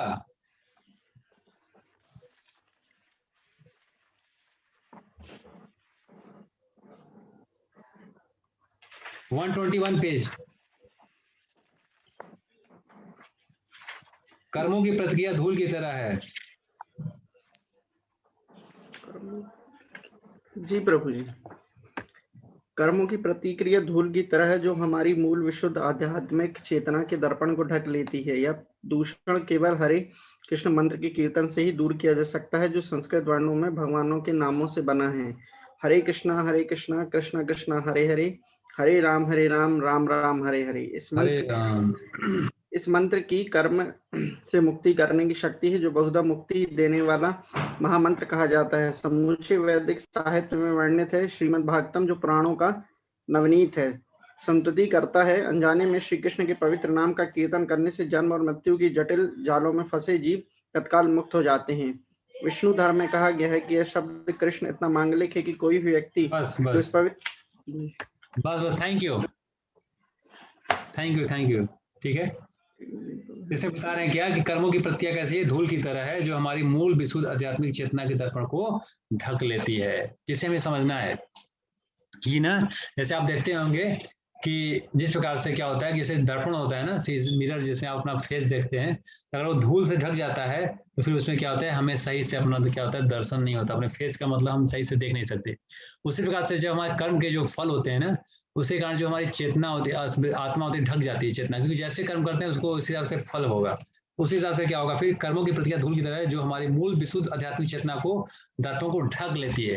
जो हमारा शाश्वत, जैसे हमारा ना क्या कहते हैं ना कि जीवेर स्वरूप है कृष्ण नित्यदास, जो हमारा एक भगवान की, जैसे हम जानते हैं कि भगवान श्री कृष्ण क्या है, हम पार्ट एंड पार्सल हैं। हमारा जीवन रियल स्वरूप क्या है कि हम भगवान के दास हैं, मतलब ठीक है। लेकिन जो स्वरूप होता है ये ढक जाता है। ये स्वरूप कैसे कि हमारे कर्मों का जो फल होते हैं, कर्मों के रिजल्ट होते हैं, वो हमारी चेतना के ढक लेती है। चेतना उस तरह से हमारे फल होते हैं, वैसे हमारे संस्कार हो जाते हैं, और फिर जो रियल शाश्वत जो हमारा स्वरूप है वो ढक जाता है। फिर हम नहीं समझ पाते। उसी प्रकार से यहाँ एग्जाम्पल दे रहा है कि अगर मिरर पे आपका दर्पण पे अगर धूल लग जाए तो आप सही से अपना फेस नहीं देख सकते। उसी प्रकार से कर्मों के फल कारण क्या होते हैं, हम रियल में अपना क्या करते हैं, अपने आप को पहचान नहीं पाते, और फिर उसी में हम क्या करते हैं, जन्म मृत्यु की साइकिल में पड़े रहते हैं। इसीलिए हमें क्या करना पड़ेगा, इसे बता रहे हैं कि इससे हमें बाहर निकलना पड़ेगा, इस कर्म के फलों से ऊपर उठना पड़ेगा, मतलब कर्म के फलों को। अब यहाँ जब हम कर्म के फलों की बात कर रहे हैं तो कर्म और विकर्म दोनों, अच्छे कर्म और बुरे कर्म दोनों फलों की बात कर रहे हैं। हम आपसे बार बार इसी पे जोर दे रहे हैं कि जो अच्छे कर्म करेंगे तो भी आपको उसका फल भोगना पड़ेगा, बुरे कर्म करेंगे तो भी आपको उसका फल भोगना पड़ेगा। दोनों के लिए शरीर लेना ही पड़ेगा, और दोनों के लिए अगर आप शरीर लेंगे तो उससे आपका फिर उसी कहते हैं ना, उसी से आपका फिर जो रियल शाश्वत पोजीशन है आपका वो ढक जाएगा, उसी हिसाब से चेतना मिलेगा आपको, फिर उसी हिसाब से कार्य करेंगे, फिर वो शाश्वत जो स्वरूप है वो ढक जाएगा बार बार। तो यही बता, इससे बाहर निकलने के लिए क्या करना पड़ेगा, हमें क्या करना पड़ेगा, हरे कृष्ण महामंत्र का जप करना पड़ेगा। से बता रहे हैं कि हरे कृष्ण महामंत्र यदि हम जप करते हैं, इस मंत्र में इतनी शक्ति है, कर्म से मुक्त करने की शक्ति, मतलब कर्म से आपको मुक्त कर सकता है, बताए से, और जो बहुधा मुक्ति देने वाला महामंत्र कहा जाता है, ठीक है ना। और समुचे वैदिक साहित्य में वर्णित है, श्रीमद् भागवत जो पुराणों का नवनीत संस्तुति करता है। अनजाने में भी श्री कृष्ण के पवित्र नाम का कीर्तन करने से जन्म मृत्यु की जटिल जालों से फंसे तत्काल मतलब मृत्यु हो जाते हैं। तो हरिनाम में इतना शक्ति है कि आपको जन्म मृत्यु के साइकिल से, मतलब जो आपके कर्म के फल हैं उसको तुरंत मतलब समाप्त कर सकता है। जैसे आपको बताया था, मैंने एग्जाम्पल दिया था कि नेक्टर ऑफ डिवोशन का भक्ति रसम सिंधु में, कि जिस प्रकार से अग्नि का मतलब एक चिंगारी भी कितने मतलब हजारों तेल के पेट्रोल के कुएं भी जला को भस्म समाप्त कर सकता है। उसी प्रकार से हमारे करोड़ों जन्मों के जो कर्मों के फल हैं उसको हरे कृष्ण महामंत्र, मतलब थोड़े से भी हरे, मतलब एक बार भी हम अच्छे शुद्ध भक्ति का शुद्ध नाम का उच्चारण कर लें तो हमारे सारे कर्मों के फलों को भस्म कर सकता है। इसीलिए भक्ति इतना पावरफुल बताया जाता है। अब बताते हैं कि अगर जिस प्रकार से क्या होता है, जंगल में आग लगता है ना, तो आग लगने पे जितने भी उसमें छोटे सांप बिच्छू जीव होते हैं सब क्या करते हैं, जल की भस्म हो जाते हैं। उसी प्रकार से जब हम हम हरे कृष्ण महामंत्र जप करते हैं, तो जब भक्ति रूपी आग लगता है ना इसमें, तो हमारे जितने भी कर्म, सब कर्मों के फल होते हैं भौतिक, वो सब जल के उसमें क्या होते हैं, भस्म हो जाते हैं। इतना पावरफुल है भक्ति का। इसीलिए क्या करना चाहिए, हमें भक्ति के प्रोसेस को करना चाहिए। आप जानते हैं कि कितना सिंपल प्रोसेस है हरे कृष्ण महामंत्र जप करने, कोई इसका नियम नहीं है, बार बार इस पर जोर दिया जाता है। अब जब भी आपको टाइम मिलता है, जब भी आपके अवसर हो, आप इसको प्रॉपर इसको जप कर सकते हैं। और फिर बताते हैं कि हमें ऊपर देखें, हम आज के जो देखें कंक्लूजन हमारा यही है कि हम लोग रीइनकार्नेशन, जन्म मृत्यु से हमें साइकिल से बाहर निकलना है।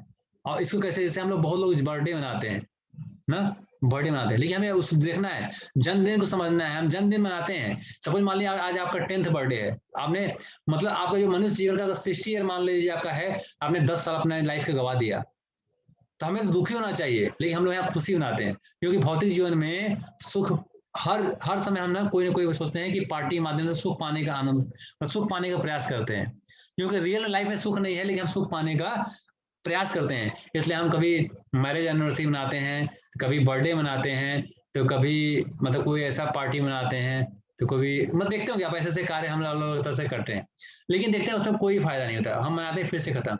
लेकिन रियल में अगर जो होते हैं ना, इसीलिए जैसे भक्त, जैसे हम लोग का होता है, हम लोग में क्या होता है, हम लोग कहते हैं happy birthday, happy Krishna conscious birthday, मतलब आपका जो भी जन्मदिन है क्या कृष्ण भावना भावित हो।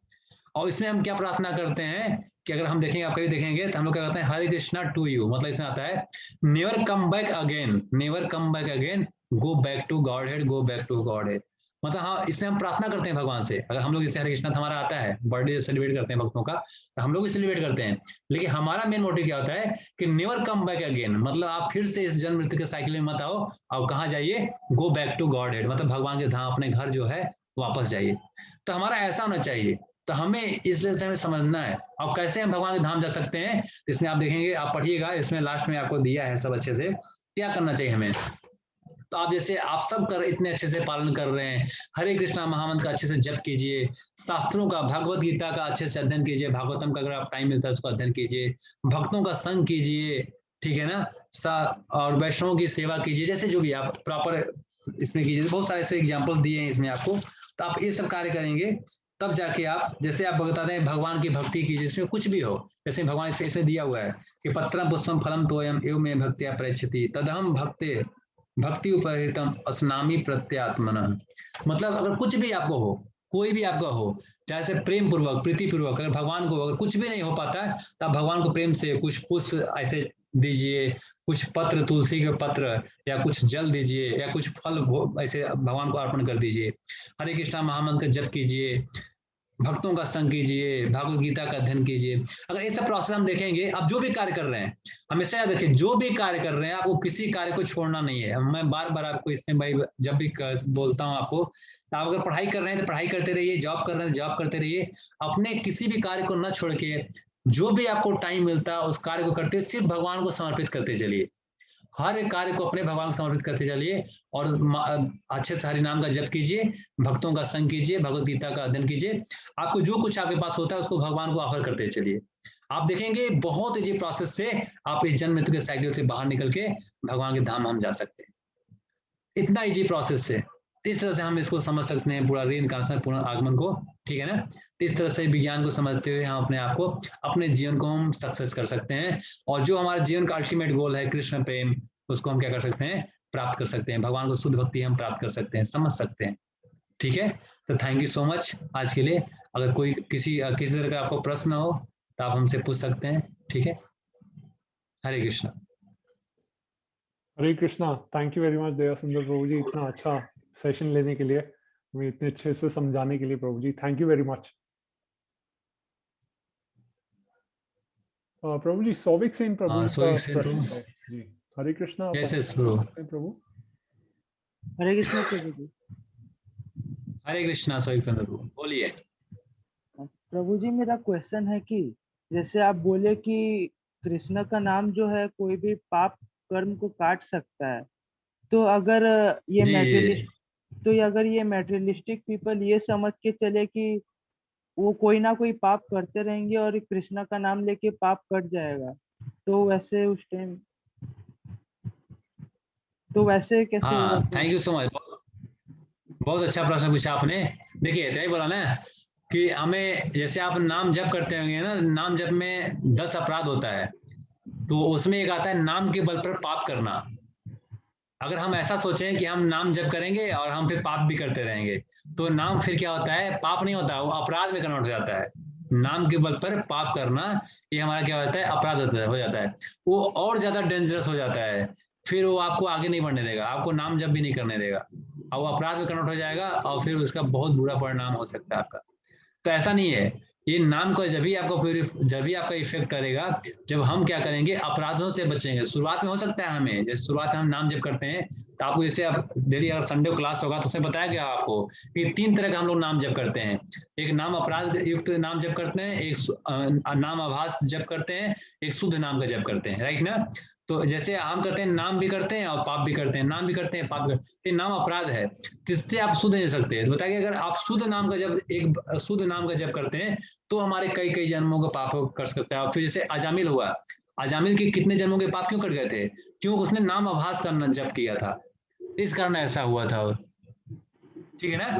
तो अगर हमारी ऐसी मेंटेलिटी होगी, हम सोचेंगे ऐसा कि हम नाम भी जप करते हैं पाप भी करते हैं, तो हम पाप तो कट ही जाएंगे, लेकिन ऐसा नहीं है, तो फिर वो नाम अपराध हो जाएगा। अपराध फिर ऐसे कटते नहीं है, अपराध के लिए फिर आपको बहुत मेहनत करना है। फिर आपको अपराध ना, अगर आप भक्ति के प्रोसेस देखें, जब हम रुचि और निष्ठा पहुंचते हैं तब जाके अपराध कटने का प्रोसेस शुरू होता है, ठीक है। तो ऐसी मेंटेलिटी होगी तो हमारा फिर वो नाम फलीभूत नहीं होगा, आप नाम हमारा सक्सेसफुल नहीं, फिर वो नाम अच्छा नहीं होगा हमारे लिए, फिर उसका गलत परिणाम भी हो सकता है हमारे साथ, ठीक है।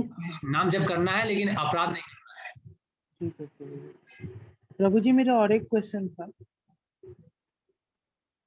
बोलिए प्रभु जी, एक टॉपिक आप बताए ना, आउट ऑफ बॉडी कॉन्शियसनेस, वो जो रात को हम सोते हैं सपने में जो आता है। प्रभु जी, अगर मतलब सपने में कभी कभार आता है ना कि हम हवा में उड़ रहे हैं या फिर कोई शेर हमारे पीछे पड़ा हुआ है, तो प्रभु जी ये क्या कोई पिछले जन्म के कर्म के हिसाब, मतलब पिछले जन्म का कोई साइड इफेक्ट दिखाता है क्या? मतलब पिछले जन्म में हम कोई बर्ड्स या कभी देखिए ऐसा, हाँ कभी देखिए ऐसा होता है, जिससे मैंने सुना है, सीनियर वैष्णव से भी सुना है कि ऐसा कभी कभी क्या होता है, एक तो हमारी कभी चेतना हो जाती है ऐसी, या फिर कभी ऐसा हम कुछ उस समय, जैसे मान लीजिए हमारी कभी आपने ऐसा मूवी देख लिया या कुछ ऐसा इंसिडेंट आपके लाइफ में हुआ कि कुछ ऐसा आपका चेतना ऐसा हो गया कि आपको स्वप्न के रूप में आते हैं, या फिर कभी ऐसा होता है कि आप पे कुछ ऐसा इंसिडेंट नहीं हुआ, कुछ हमारे पिछले जन्मों के ऐसे संस्कार होते हैं कि जो हमारे संस्कार ऐसे कुछ होते हैं, पिछले जन्मों के कुछ ऐसे संस्कार होते हैं जिसके कारण भी हमें ऐसे स्वप्न आते हैं। तो कहीं स्वप्न वही हमें कुछ ना कुछ ऐसा इंसिडेंट, कुछ ना ऐसा ना हमारे चेतना में कुछ ऐसा उसका इमेज होता है, उसी कारण ऐसे स्वप्न हमारे आते हैं। हो सकता है कुछ पिछले जन्म के हो सकते हैं या इसी जन्म के कुछ ऐसे संस्कार हो सकते हैं। जैसे आप देखिए कभी कभी क्या होता है, आप सिंपल से आपके हम सबके साथ हुआ है, कभी आप कोई ऐसा मूवी देखिए, आपको सपने में वो कुछ ऐसे सीन आपको दिख जाते हैं, सपने में कुछ ऐसा इवेंट लगता है आपको, या सपने में कोई आपको पीट रहा है, कोई सपने आपको मार रहा है, या शेर हमारे पीछे भाग रहा है, हम भाग रहे हैं और नींद खुल गई हमें, अब हम चिल्ला रहे हैं, आवाज ही सुनाई नहीं दे रहा, कोई बोल रहा है डर रहे हैं हम और नींद खुल गई। ऐसा होता है क्योंकि हमारे कुछ ऐसे कॉन्शियस बन जाते हैं, कॉन्शियस में कहीं अगर सब कॉन्शियस माइंड होता है ना, सब कॉन्शियस में कहीं ऐसा न कैसा कुछ हमारा इमेज बन जाता है, वही हमारा कभी कभी क्या होता है हमारे सपने के रूप में आता है। तो हो सकता है आपका इसी जन्म का कुछ ऐसा कॉन्शियस हो, कुछ ऐसा इवेंट हो आसपास आपके, या फिर कुछ आपको पिछले जन्मों के भी कुछ कॉन्शियस ऐसे होते हैं, ऐसा हो सकता है। ठीक है, ओके प्रभु जी, थैंक यू।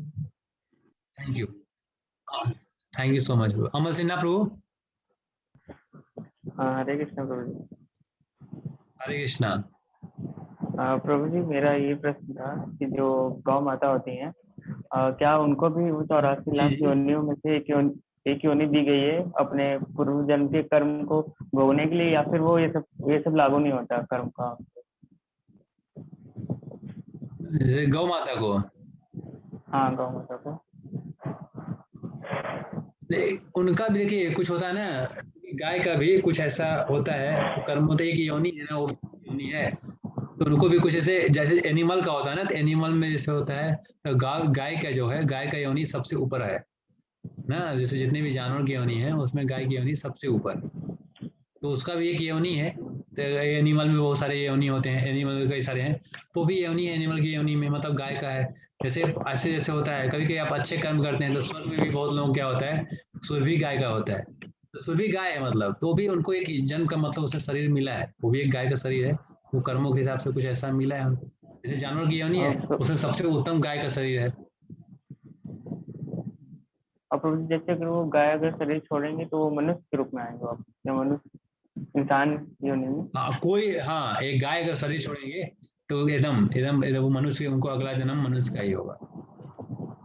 तो प्रभु जी बता रहे थे कि भगवत धाम में, भगवान के धाम में बहुत ढेर सारी गैया हैं, तो वो गैया कैसे फिर वहां पे कैसे पहुंचती हैं? तो वो अलग है, वो भगवान के धाम का अलग है।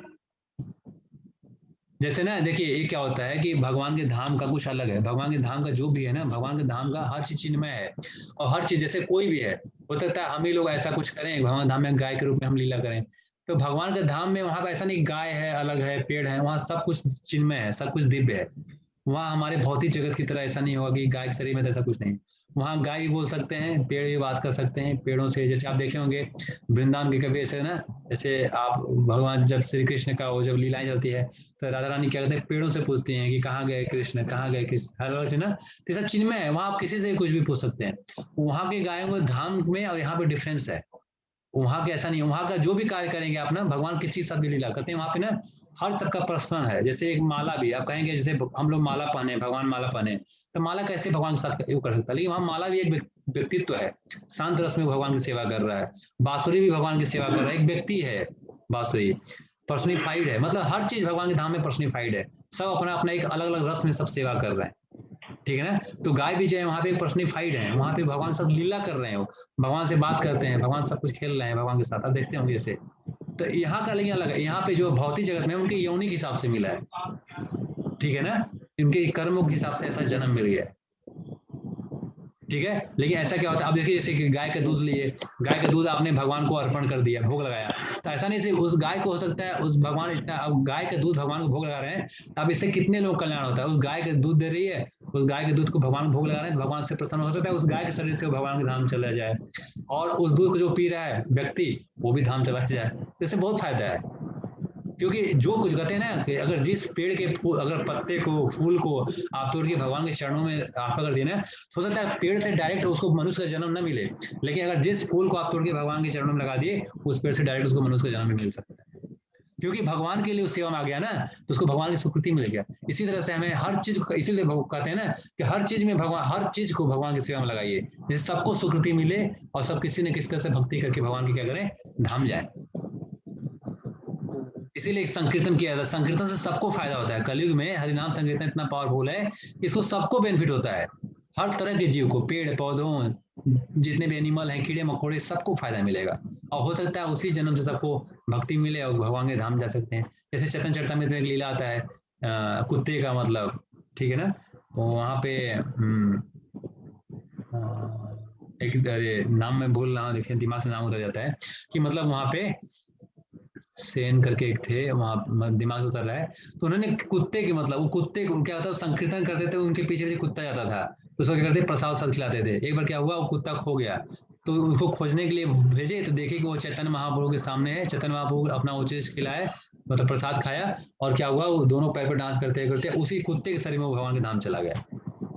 ऐसा हो सकता है, भगवान भक्तों की कृपा से ये सब कुछ हो सकता है, भले किसी भी योनि में हो। लेकिन ये भी जो हमारा भौतिक जगत का जो योनि है ना, इसे एक तरह से योनि है, 84 लाख योनियों का एक योनि है ये। ठीक है अमल सिन्हा प्रभु।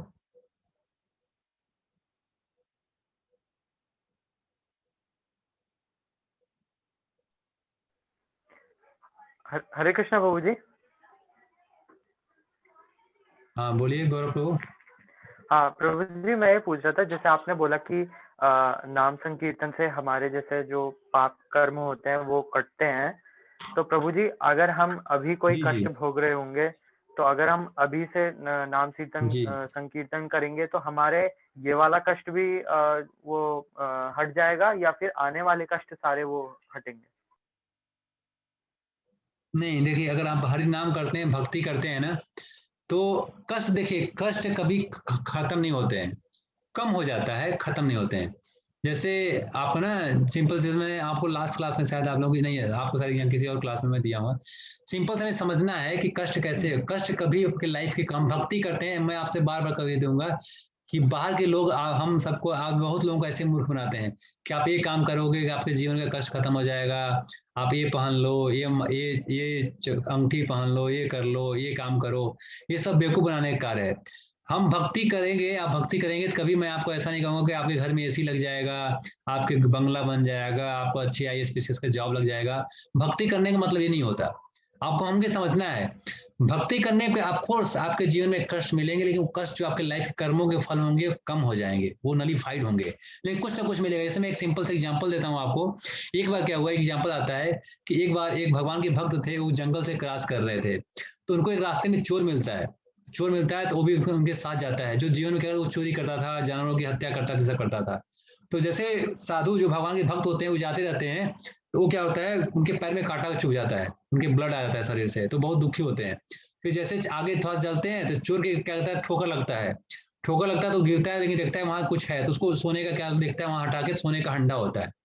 तो जो भक्त होते हैं भगवान के, कहते हैं बहुत दुखी होते हैं, कहते हैं क्या, अरे कि मैं इतना जीवन भर भक्ति कर रहा हूँ, आप मेरे लाइफ में बताइए, फिर भी मुझे काटा दिया, मेरे लाइफ में कष्ट दिया। लेकिन जो ये चोर है, जो जीवन में कितना हत्याएं कर रहा है, चोरी कर रहा है, इसके लाइफ में इसको फिर भी इसने इतना अच्छा धन दौलत दिया। तभी भविष्यवाणी होती है। भविष्यवाणी क्या होती है कि आपका आज, जो भक्त होते हैं कहते हैं कि आपका आज मृत्यु होने वाला था, लेकिन आपने जीवन में ऐसी भक्ति किया कि आपके जीवन के सारे क्या कट गए, मृत्यु से आपको सिर्फ आपके क्या को पैर में सिर्फ कांटे चुभे। और जो चोर था ये आज राजा बनने वाला था अपने कर्मों के हिसाब से, लेकिन जीवन में इतने ऐसे कर्म किए कि इसको सिर्फ थोड़ा सा धन मिलकर ही रह गया।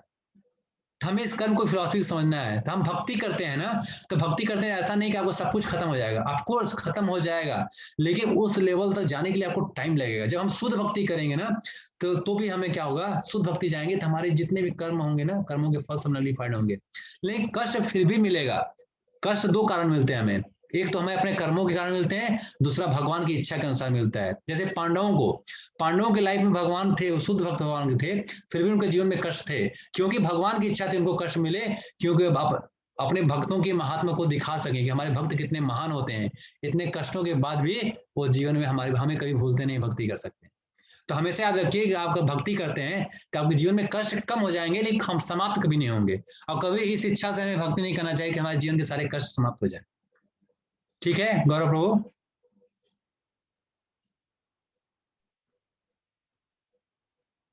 सिद्धांत प्रभु?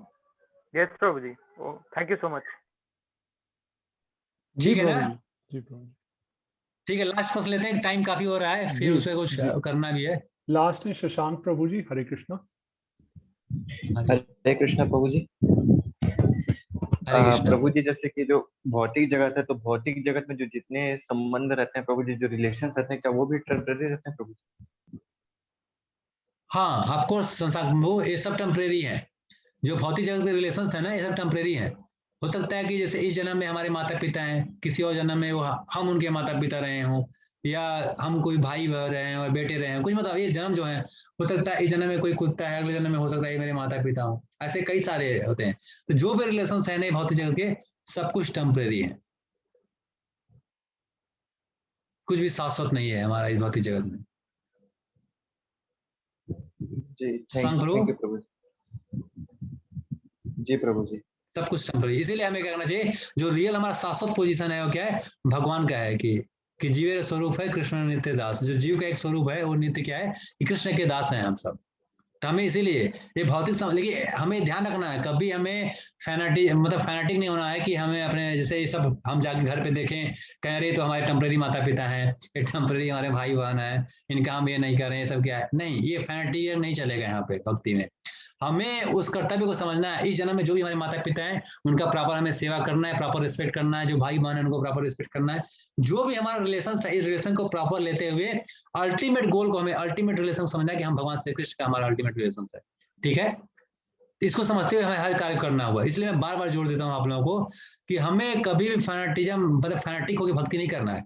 अपने रिलेशन को हर चीज, अपने माता पिता का सम्मान करते हुए, अपना कार्य करते हुए, हर चीज करते हुए भक्ति करना है, तभी हम एक अल्टीमेट गोल पे पहुंच सकेंगे। ठीक है, थोड़ा सा मैं अभी अब क्वेश्चन आंसर मैं नहीं ले पाऊंगा, थामेश प्रभु। आपको नेक्स्ट सेशन जो हमारा होगा सैटरडे को, उसमें सिर्फ क्वेश्चन आंसर, काफी उसमें क्वेश्चन आंसर भी होंगे आपको, तो उसमें हम वहां से काफी समय देंगे क्वेश्चन आंसर का। ठीक है, क्योंकि थोड़ा सा मैं बताना भूल गया आप लोगों को थोड़ा सा कि उसमें जैसे थोड़ा सा मैं 5 मिनट प्रैक्टिकल टिप्स भी आपको देने थे, कैसे में वार्षिक करने चाहिए। ठीक है ना, तो हम थोड़ा सा आप लोग ध्यान सुनिएगा। अगर आप घर पे अल्टर है आपको, तो वार्षिक कैसे करना है, तो हमेशा बता दीजिए, घर पे अगर आप अल्टर बनाना चाहते हैं, अल्टर रखते हैं, तो वहां पे हमें ध्यान रखना। सबसे पहले हमें क्या होते हैं, जैसे राधा कृष्ण के होते हैं, राधा पार्षार्थी हैं या फिर जिसके भी आपके हैं, राधा कृष्ण के विग्रह क्या होते हैं, सबसे ऊपर होते हैं।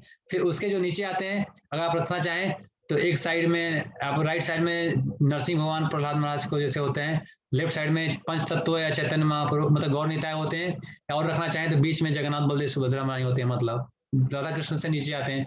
फिर उसके नीचे आते हैं हमारे गुरु परंपरा, राइट साइड में वृंदावन 6 गोस्वामी होते हैं हमारे, फिर लेफ्ट साइड में हमारे जो क्या होते हैं, गुरु परंपरा होते हैं, और फिर उससे नीचे लेफ्ट साइड में हम प्रभुपाद जी को रखते हैं। इस तरह से हमारे अल्टर का पोजीशन होता है, राइट। इस तरह से हम अपने घर में अल्टर को सजा सकते हैं। और फिर हमें जैसे वार्षिक करना है तो हम क्या करते हैं, वार्षिक करने से पहले से हम नहा धोवा लिए, अपना एक शुद्ध साफ सुथरा कपड़ा पहन लिए, फिर क्या करते हैं, हम 3 बार आचमन करते हैं। जैसे आप किसी पात्र में, आचमन के पात्र में कोई वाटर हो तो वाटर प्यूरिफाई भी कर सकते हैं आप, उसके लिए कुछ मंत्रा होते हैं, उसको मंत्रा को हम आगे बता देंगे। जैसे होता है कुछ कि गंगे च जमुने च गोदावरी सरस्वती नर्मदे सिंधु कावेरी जले अस्मिन् सन्निधं कुरु, कि इस मंत्र से प्यूरिफाई कर लेते हैं। उस मंत्र में मतलब सारे नदियों के जल उसमें आ जाता है।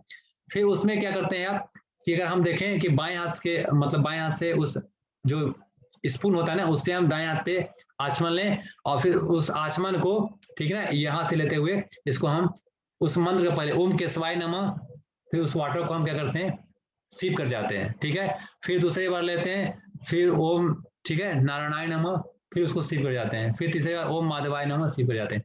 3 बार किए, फिर ओम, फिर 4th टाइम के स्पून से लेके ओम गोविंदाय नमः मतलब नीचे गिराते हैं अर्थ पे, फिर दाएं हाथ से बाएं हाथ पे लेके ओम विष्णवे नमः। ये 5 आचमन आप कर सकते हैं वार्षिक से पहले भगवान को, या भोग लगाने से पहले कोई भी एक कार्य करते हैं तो ये 5 आचमन हमें कर लें तो अच्छा रहेगा, प्यूरिफाई हो जाता है पूरा हमारा शरीर, पूरा बॉडी हम प्यूरिफाई कर लेते हैं।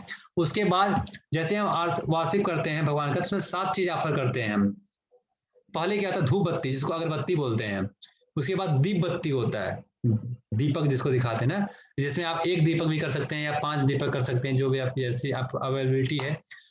फिर उसमें क्या होता है, जल होता है, शंख में जल होता है, एक शंख जल ऑफरिंग करने का आर्घ्यम होता है वो। फिर एक वस्त्र होता है, हैंकी भगवान को ऑफर करते हैं। फिर उसमें क्या होता है, पुष्प, तुलसी का पत्ता या फूल हम ऑफर करते हैं। फिर चामर होता है, चामर और फिर मोर पंख, ये 7 चीज होते हैं। ये वार्षिक करने का, ऑफरिंग करने का। इसमें क्या होता है, जो हमारा ये वार्षिक करने से पहले हमें कौंच, हमें शंख बजाना चाहिए, ठीक है।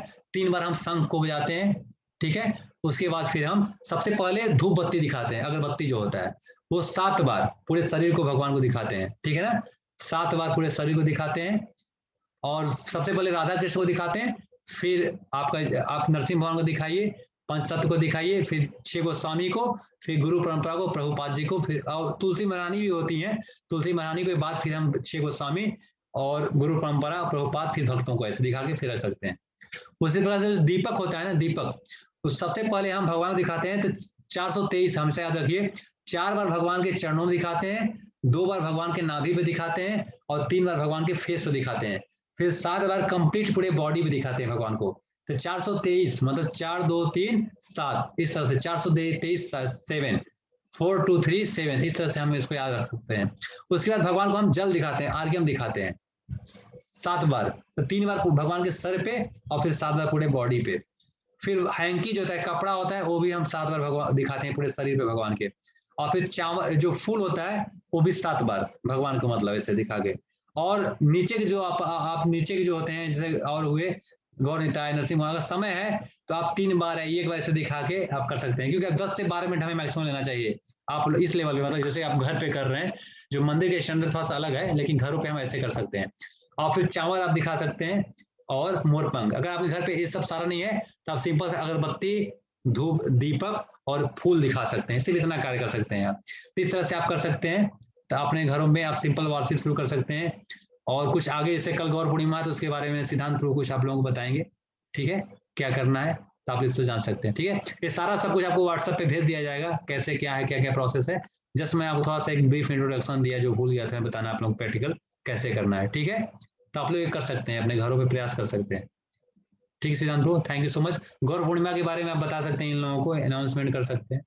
जी प्रभु जी, थैंक यू वेरी मच। पहले हम दया सुंदर निताई प्रभु जी के लिए हरे कृष्ण महामंत्र बोलेंगे। हरे कृष्णा कृष्णा कृष्णा हरे हरे, हरे हरे कृष्णा राम कृष्ण हरे कृष्ण राम हरे हरे, हरे राम राम राम हरे। जगत गुरु शिला प्रभुपाद की जय। की जय। थैंक यू वेरी मच प्रभु जी, थैंक यू वंडरफुल लेक्चर के लिए। आप सभी के लिए इंफॉर्मेशन है कि कल सुबह 5:30 बजे हमारा सेशन है, उसको आप जूम पे अभी आपको मिल जाएगा उसका लिंक, तो आप जरूर आए, उसको ज्वाइन करें, क्योंकि पहले हम मंगल आरती करेंगे जैसे हम करते हैं, उसके बाद जपा टॉक करेंगे जानवा अवधूत प्रभु जी, उसके बाद हमारा जपा सेशन होगा, उसके बाद गौर पूर्णिमा पे एक लेक्चर है बहुत ही स्पेशल, हिज ग्रेस ध्रुव नारायण प्रभु जी, उसको करेंगे। उसके बाद आप सभी को होगा दर्शन लाइव इस्कॉन दिल्ली से श्री श्री राधा पार्थ सारथी का और गौर निताई का। और हम कल एकादशी का ही फास्ट रखते हैं, लेकिन मून राइज तक, जब तक चंद्र उदय नहीं हो जाता। दया सुंदर प्रभु जी, ठीक बात है ये? कल एकादशी का फास्ट रहता है जी प्रभु जी, सनसेट तक। हाँ, एकादशी का फास्टिंग होता है, आप रख सकते हैं, ऐसा नहीं है कि आप मून राइज तक, ऐसा नहीं कि आप अगर नहीं हो पाता तो आप कोई फल ले सकते हैं, मतलब एकादशी आप कुछ ले सकते हैं, फल ले सकते हैं, कुछ एकादशी प्रसाद ले सकते हैं आप, अगर आपकी बॉडी कैपेबल है तो आप कर सकते हैं, नहीं तो ऐसा जरूरी नहीं कि हमें शाम तक फास्ट रखना है, लेकिन प्रसाद हम प्रयास करते हैं एकादशी प्रसाद ही लें तो ज्यादा बेनिफिट अच्छा है, ठीक है जी। तो आप और सब अधिक से अधिक हम जपा करें, हरि नाम का जप करें। जी, तो आप सब लोग जरूर आए और कल के हमारे मॉर्निंग सेशन में और ज्यादा से ज्यादा चैंटिंग करें। जी प्रभु जी, बस आज के लिए प्रभु जी यही अनाउंसमेंट। ठीक है, thank you so much. Thank you प्रभु जी, हरे कृष्ण। ठीक है, थैंक यू सो मच सिद्धांत प्रभु, और थैंक यू सो मच आप सभी का कि आप लोग इतने पैसेंस के साथ मुझे सुने, ठीक है। और जो कुछ भी गलतियां क्षमा कीजिएगा, जितना भी मैं थोड़ा सा प्रयास करता हूँ बताने का, जो सुना है हमने सीखा है, ठीक है। Thank you so much. Jagat Guru शिला प्रभुपाद की जय। निताई गौर प्रेमानंदे, हरि हरि बोल। All glory to our assembled devotee. आप सभी भक्तों की जय। हरे कृष्णा। हरे कृष्णा।